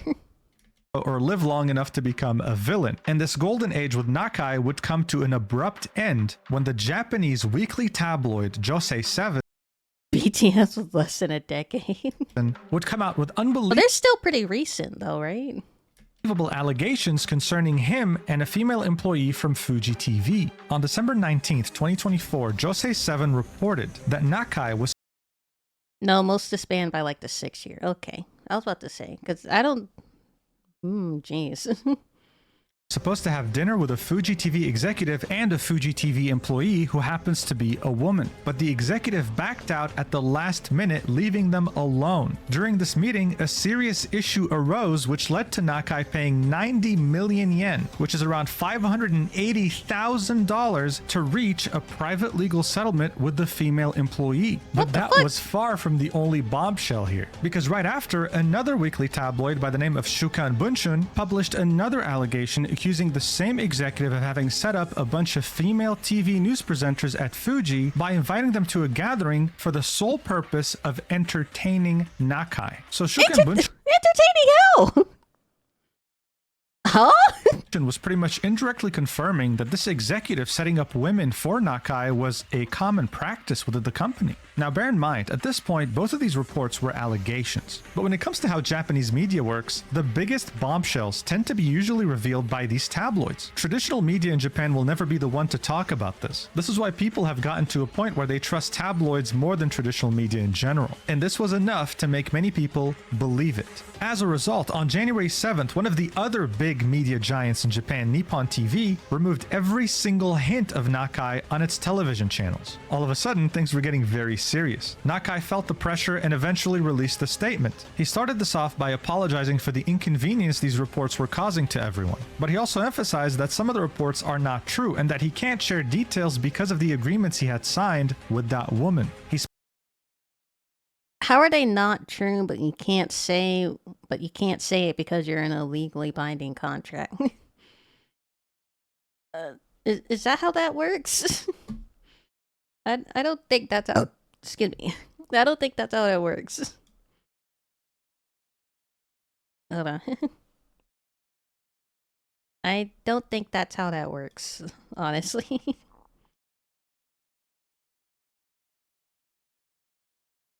Specified that there was absolutely no violence involved and that this was caused due to his incompetence. He ends it by saying, I sincerely ask that you refrain from speculating or prying into this matter. I offer my sincere apologies to everyone. I am truly sorry. So this was published 2 days after Nippon TV removed any trace of him from their channels, and obviously it doesn't make him innocent at all. If anything, it only confirms what the tabloids were saying. But here's the real kicker. Fuji TV denied the fact that the executive was involved in any capacity with these incidents and claimed that they were never aware of such incidents occurring, completely denying any responsibility and pinning this all on Nakai. And I'd say the worst part in all this is that this strategy would have actually worked. This is what they've done anytime they were in any controversy, denying it or just simply undermining it and moving on. But this time it was different because money was involved. On January 15th, an activist $90 million worth of money. investor in Fuji Media Holdings Inc., which is Fuji. I'm sorry, 90 million yen worth of money.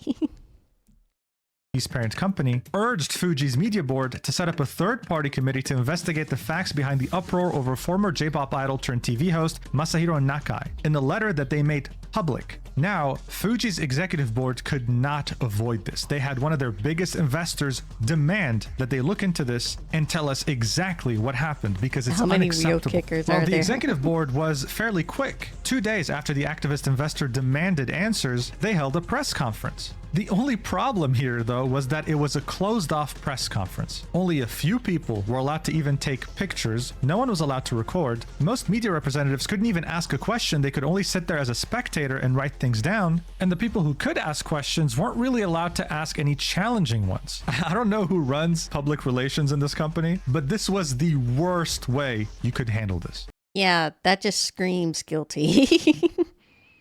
Like, we're gonna have a press conference, but you can't ask me any questions in press conference. You can't even take pictures or record, actually. And for people, and for the media people that can be in the press conference, we want you to just sit down and shut the fuck up.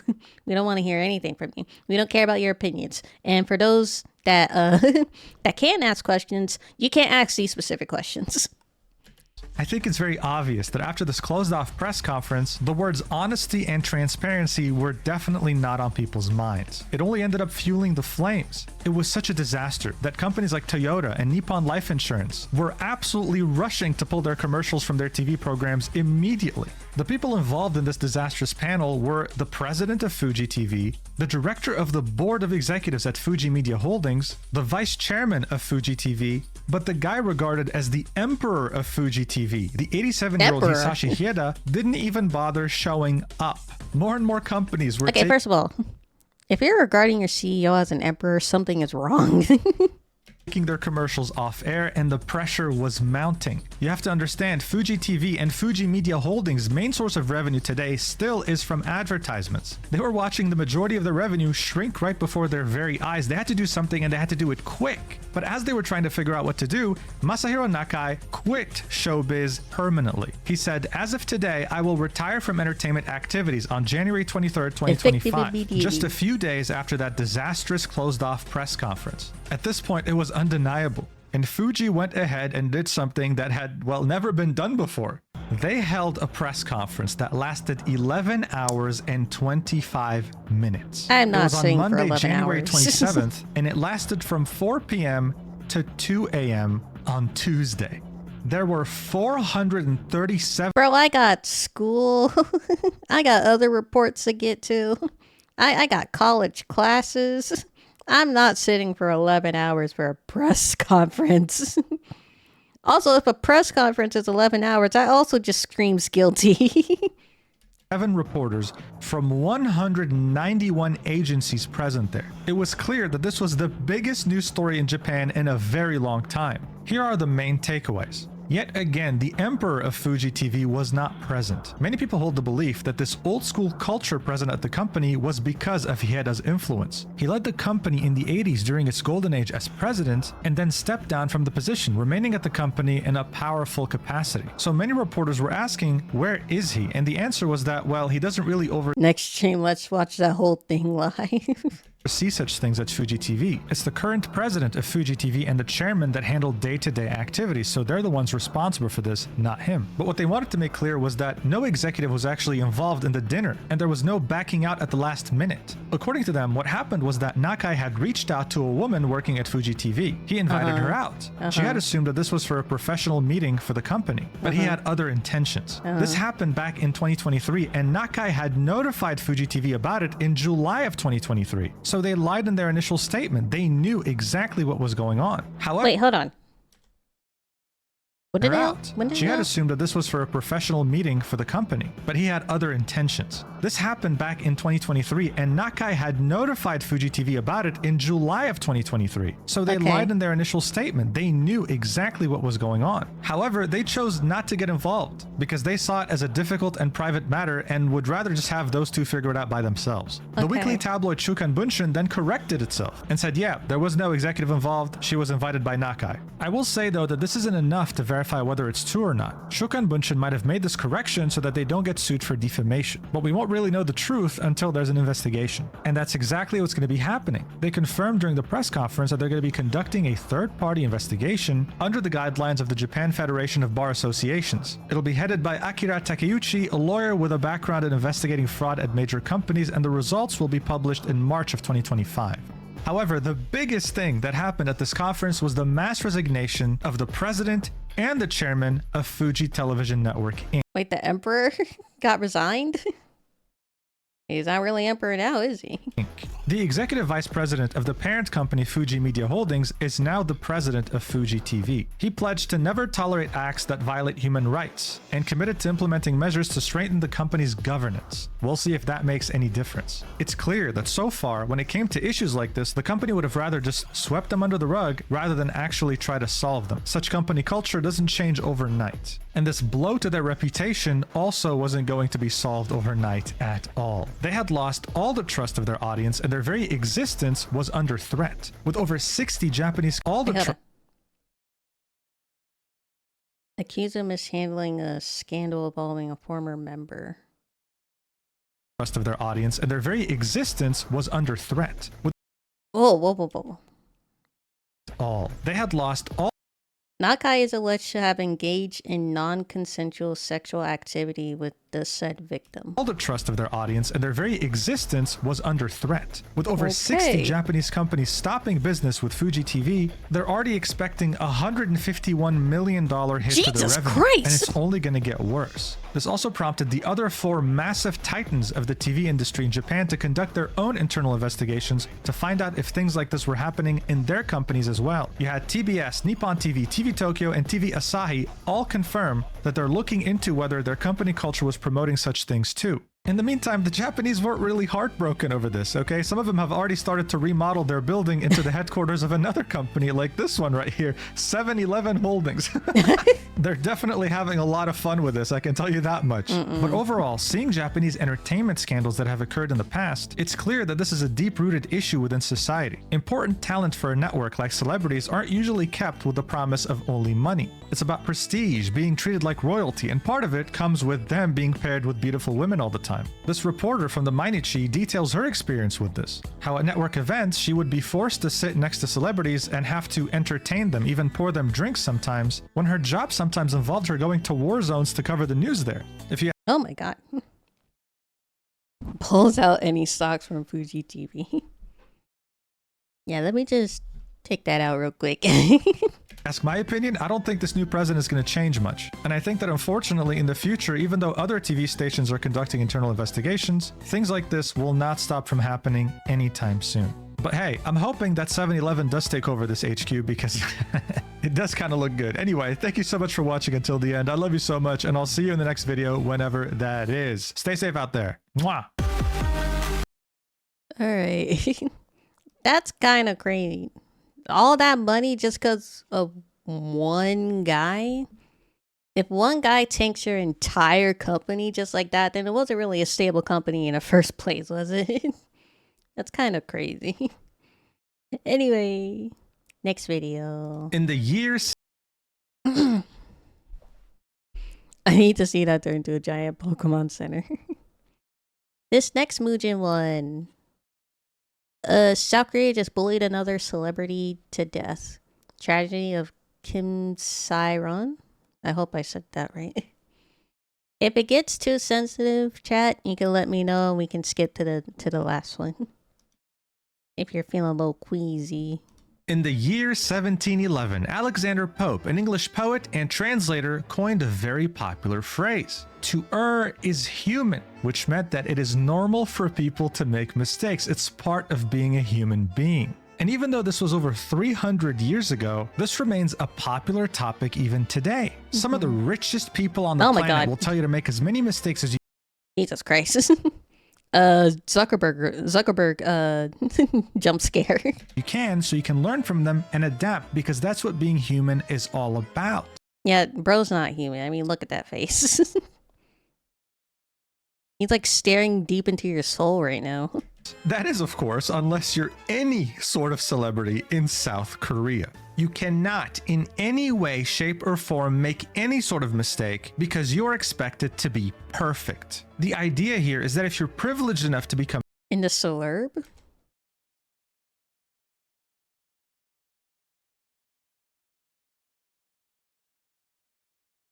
What? The lizard man. Oh. Because you're expected to be perfect. The idea here is that if you're privileged enough to become famous, then you are not allowed to be human anymore. You cannot make mistakes, you can't have emotions, you can't fall in love, you can't have a personal life. Why would you? I mean, you're not human, you're a god. And a god is perfect. This title in an article by the Korea Herald says it best. Loved like idols, canceled like demons? Damn, that's hard. Who wrote that? I'm stealing that. Loved like idols, canceled like demons. An idol and a demon could not be more different, and yet, as a celebrity in South Korea, you are constantly swinging between both, with the smallest mistake able to convert you from idol to demon overnight. Wasn't there once, I don't know if it was South Korea specifically, but I'm pretty sure there was one celebrity that said they liked Made in Abyss, and he got canceled for it for some reason. It was like, oh my gosh. It might have been a Korean celebrity.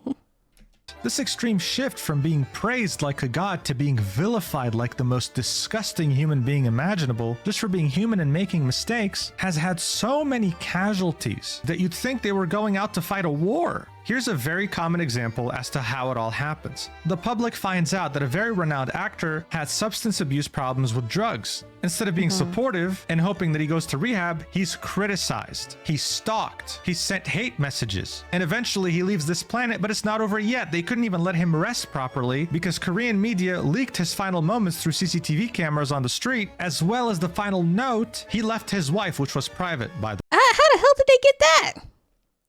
I guess I understand the seat, but how the hell did they get the letter? What the fuck? One mistake, and he went from one of the most respected actors in South Korea to a vilified demon. This is so ridiculously common, and it happens to such young people that it should practically be recognized at this point as an official part of South Korean culture. So it's no surprise that unfortunately just... Oh my god, they're so young. 25, 28, and 24? That's heartbreaking. Very recently, on February 17th, 2025, Kim Se-ron, a well-renowned South Korean actress, had left us at the young age of 24. Now, usually when this happens, because it does happen too often, media outlets try to find someone to blame for more clicks. Who was the cause of this person's death? Sometimes they like to blame another celebrity that was in her circle of friends, and it turns out to be untrue, so that other celebrity also ends up offing themselves. But most of the time, people online, the South Korean netizens, are blamed, but not much is really done about it because it's a number of people. However, this time... I can only assume they stole it from a grieving wife. You know, the guy who plays Thanos from Squid Game was a member of Big Bang. He was ostracized because he smoked weed. I don't know if you know, chat. I actually did. I wasn't too much of a K-pop fan, but when I was younger, I listened to a couple K-pop songs, and Big Bang was one of the bands I listened to a lot. I think I still have one of their songs. I still have a couple of their songs downloaded, actually. Let me see if I can find it.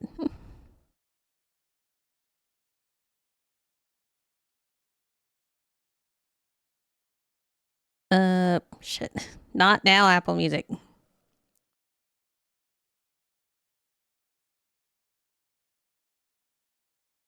Where is it? Where is it? Where is it? Where is it? Well, I have to dig through mom songs.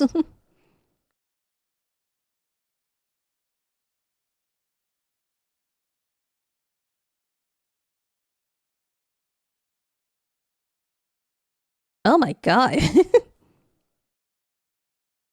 Was I emo?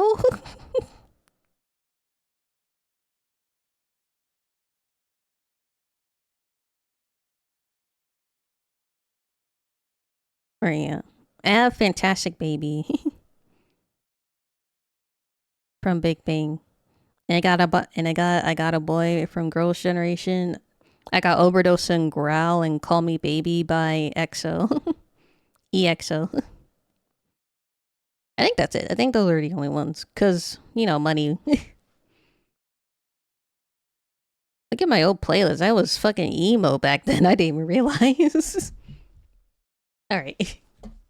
A particular YouTuber is being blamed for the death of Kim Se-ron. During her funeral, the father of Se-ron said that this YouTuber right here by the name of Lee Jin-ho was a massive contributor to her ending it all. And for one of the first times ever, we have the media being held accountable in South Korea for the death of someone like this. The BBC reported on this and called it a case of real-life Squid Game. If you ever need just one story to show you just how ridiculously dystopian South Korea's celebrity scene is, then this is the one. So let's get right into it and talk about it. Let's do this. Isn't that kind of disrespectful? Comparing an actress's death to like a fictional TV show? I sincerely apologize for surprising my fans who have supported me. Wow, that's a statement I would expect from someone who did something unforgivable. It was written by a K-pop star back in March 2024. Could you guess what she might have done wrong? I don't know, did she launch a crypto coin? Did she commit a crime? Was she dating somebody? That was probably it. She was in a secret relationship. Did she hurt someone? She was in a private relationship. It's always a secret relationship. Like, let people love. Damn. Like, one of the reasons I don't like the K-pop industry is because they have it baked in the contract that the celebrities or the dancers or the singers can't date at all. And they have to be in a private relationship. And it's so toxic. Yep, she did the mistake of falling in love and dating an actor. I apologize for surprising you greatly, she said, promising to show a more mature and hardworking side in the future. Bro, it's even in VTubing sometimes. That like there was I'm blanking out on the names, but if you know some VTubing drama, there was a VTuber that was in a secret relationship.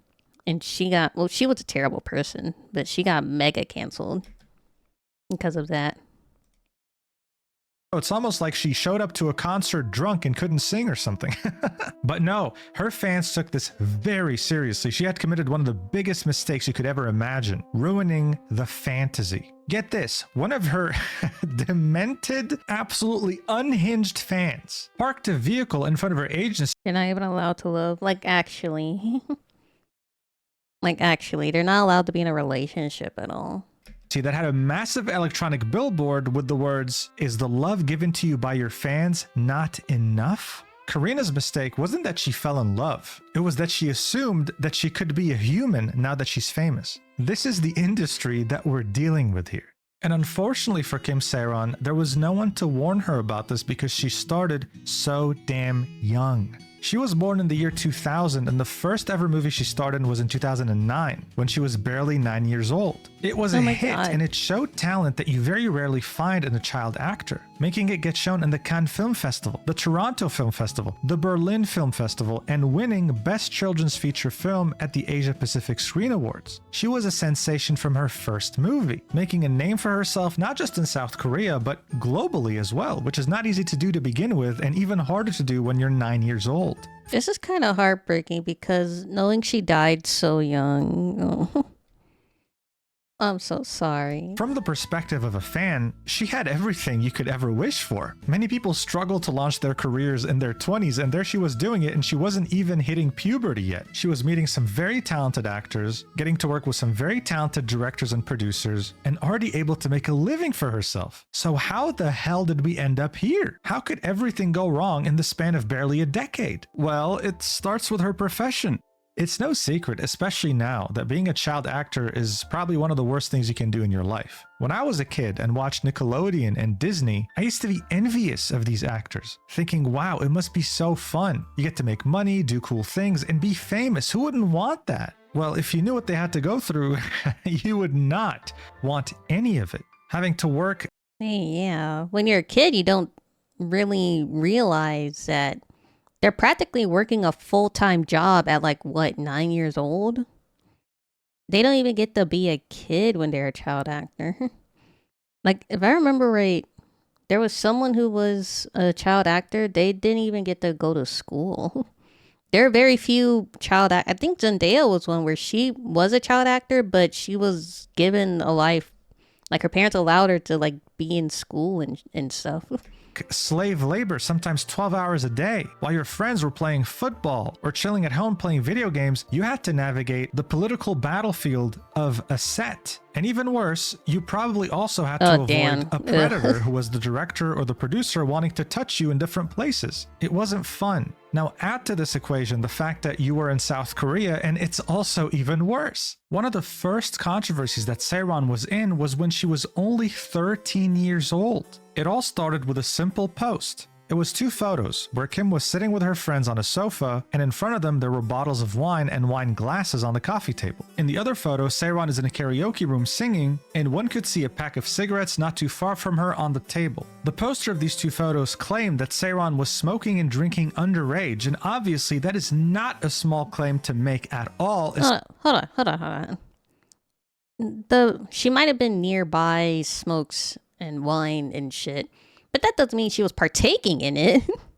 Like, that's just a massive reach. Especially in a society like South Korea. This was an integral moment in her life. This was the first time she realized that no matter what she said or did, people weren't going to believe her once they made up their minds about her. She posted a response, and here's what she had to say. The day that this came up, no matter what I said, no one would have listened. The netizens that write bad comments will pound on their keyboards, accuse and attack until they see the end, which is when they will find interest elsewhere. If I have been good, those who believe me will believe me. Those who don't know me and are jealous of me will not want to hear anything that is good or the truth. She had to face this harsh realization when she was only 13 years old. I can't imagine going through something like this. I mean, this is when you go through puberty. You don't even know who you are as a person. You're still discovering yourself, and you have people already judging you. It's insane. And it's not like she had a support structure around her to help her with things like this. When she was older, we found out from her mother that at a certain point, she had taken her and her 2 siblings with her at the edge of the balcony and was about to jump.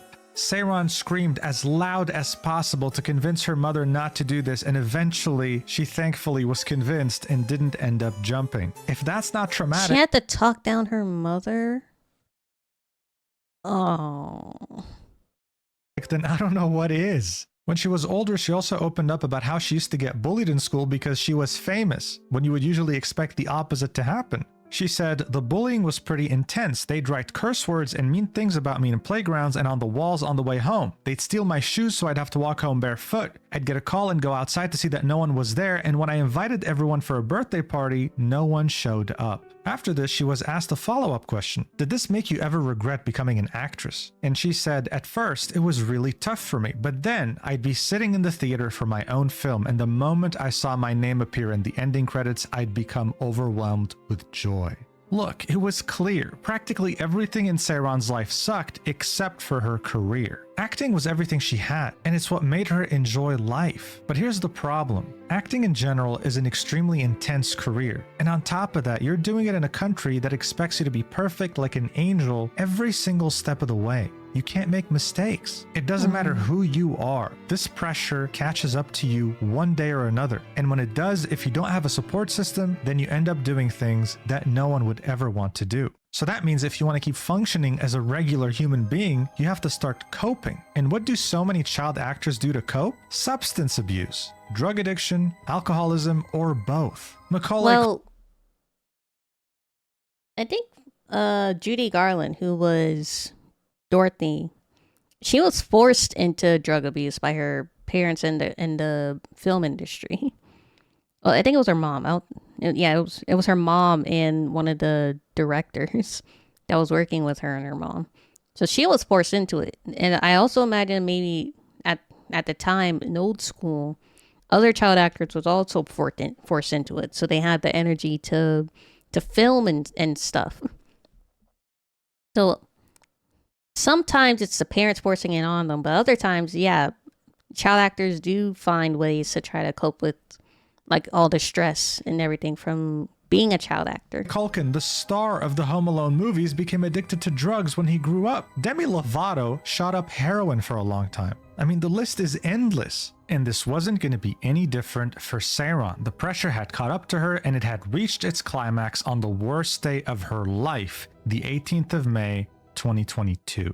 Look, Seyron really liked alcohol. But one day she overdid it dangerously. She drank 2 wine glasses and decided to drive her car, 2 whole wine endangering glasses? herself and everyone around her, and ended up crashing into a transformer. This is the footage right here. This is her car, and boom, right into the transformer. This was already a really bad traffic violation, but it was made worse by the fact that 57 businesses couldn't continue operations because that transformer crash made them lose power. After the incident, it was found out that her blood alcohol level when she had driven into the transformer was 0.2%, far exceeding the limit of 0.08%. And so it was confirmed she was going to face trial after getting indicted because of this DUI incident. She had done one of the worst things you could ever do as a celebrity in South Korea: make a mistake and put others in danger because of that mistake as well. This is something that could have been controversial in the West as well, so it didn't look good. Shortly after, she posted a handwritten note on her Instagram saying that she made a big mistake by being drunk at that time, and that because of her wrong judgment and actions, she has hurt so many people, including the merchants and regular citizens. She gave her sincere apologies and said that the damage caused by the accident is currently being worked out with her and her agency. She also apologized to the production crews and the fellow actors and staff from her current projects because after this, they were all put on hold when it came to her roles in particular. This is because as soon as this incident happened, her agency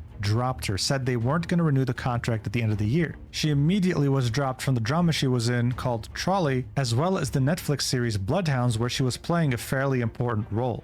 Here's what the director of the show had to say. "We tried our best to minimize the actress' appearance to decrease the viewer's discomfort. We did our best to increase the quality of the drama while minimizing her appearance." So she was effectively deleted from the series. That's just how quick things move there. So as you can see, this was already a celebrity's worst nightmare. She had made a really stupid mistake. Driving under the influence is one of the worst things you can do as an adult, and she was greatly suffering the consequences, but it was only the beginning. Imagine if Warner Brothers did this when Ezra Miller was being his fucking crazy psychotic self at the time. Because as time went on, she was betrayed by her friends, by people she trusted, by her own agent, all because it was the trendy thing to do. And of course, Lee Jin-ho was going to be the channel that would have every scoop on her while invading her private life with no shame. So one of the first betrayals was her posting an Instagram story on her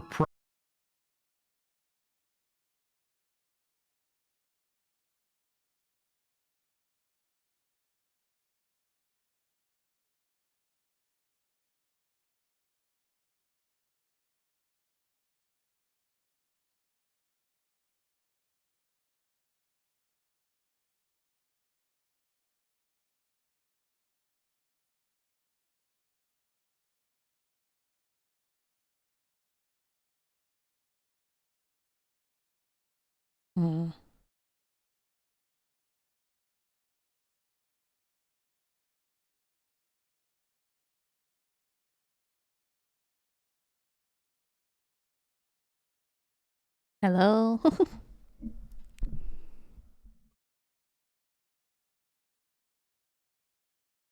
think I'm still crashing. What the fuck?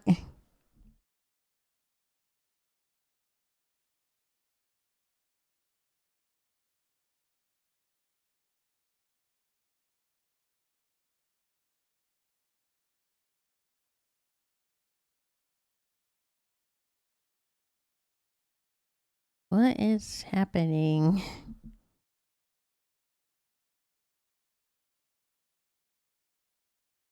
My network fucked up again.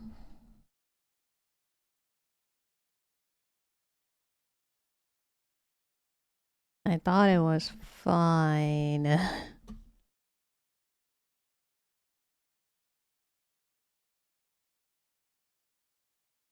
Hello? Can you guys hear me and everything?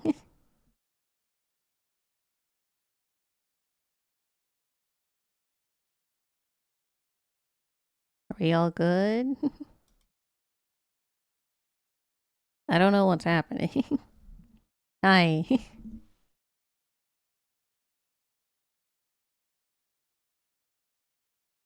Well, what happened to my chat?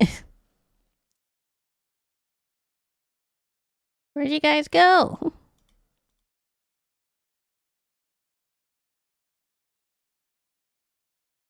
Yeah, mostly, but chat's gone.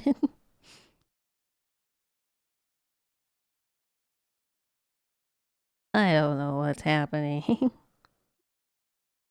But let's try to finish this video and then we'll stop stream.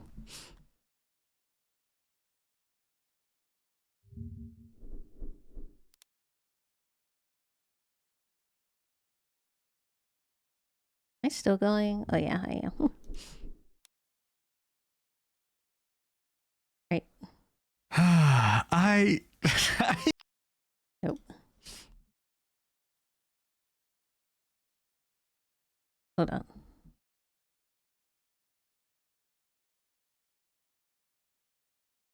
Can I have my chat, OBS?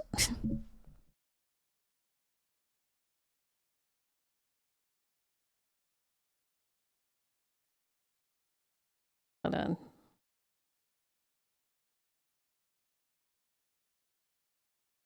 OBS does not have my chat anymore.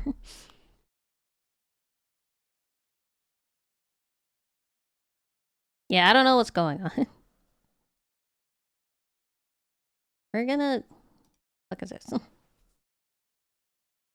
We're gonna try to finish this video, but if not, then OBS is holding us hostage.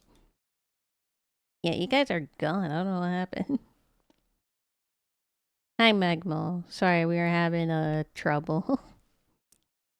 We're not even halfway done with the video yet.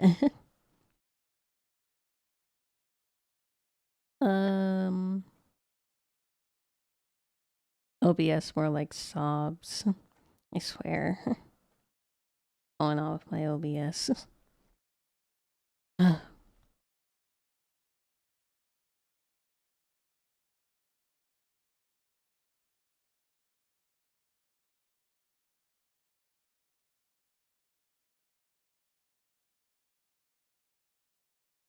Actually, you know what? How about we stop here for now?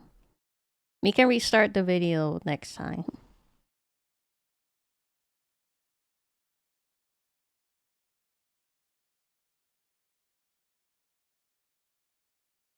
Where am I?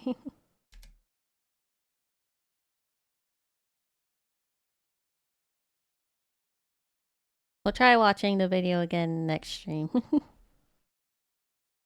Because I don't know what's going on. My OBS has been terrible lately. I don't know if I need to update it or something, but it's been fucking me over for the last couple days.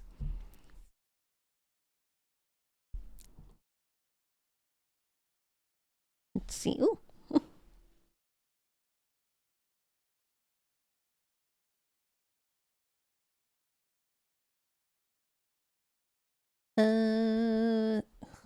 Who's on? That's Skulls.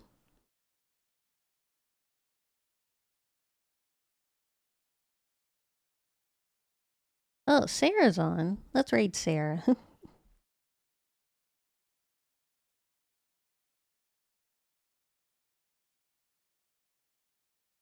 Are they around the same point into the stream? We managed to get to 3 hours this time. But last time was more around 2 hours, 2.5 hours or something. But, we're gonna raid, we are going to raid, Sarah.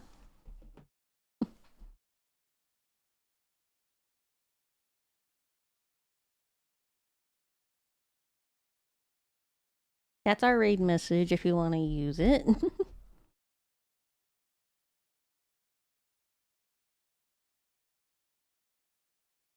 And sorry we didn't get to watch all the videos that I wanted to watch today. We'll try again next stream.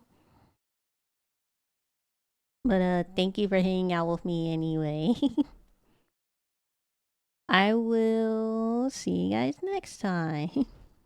Bye guys. We're gonna raid my friend Sarah Smitten. Or Smitten Seraph. Sarah. Alright, bye guys. See you next time.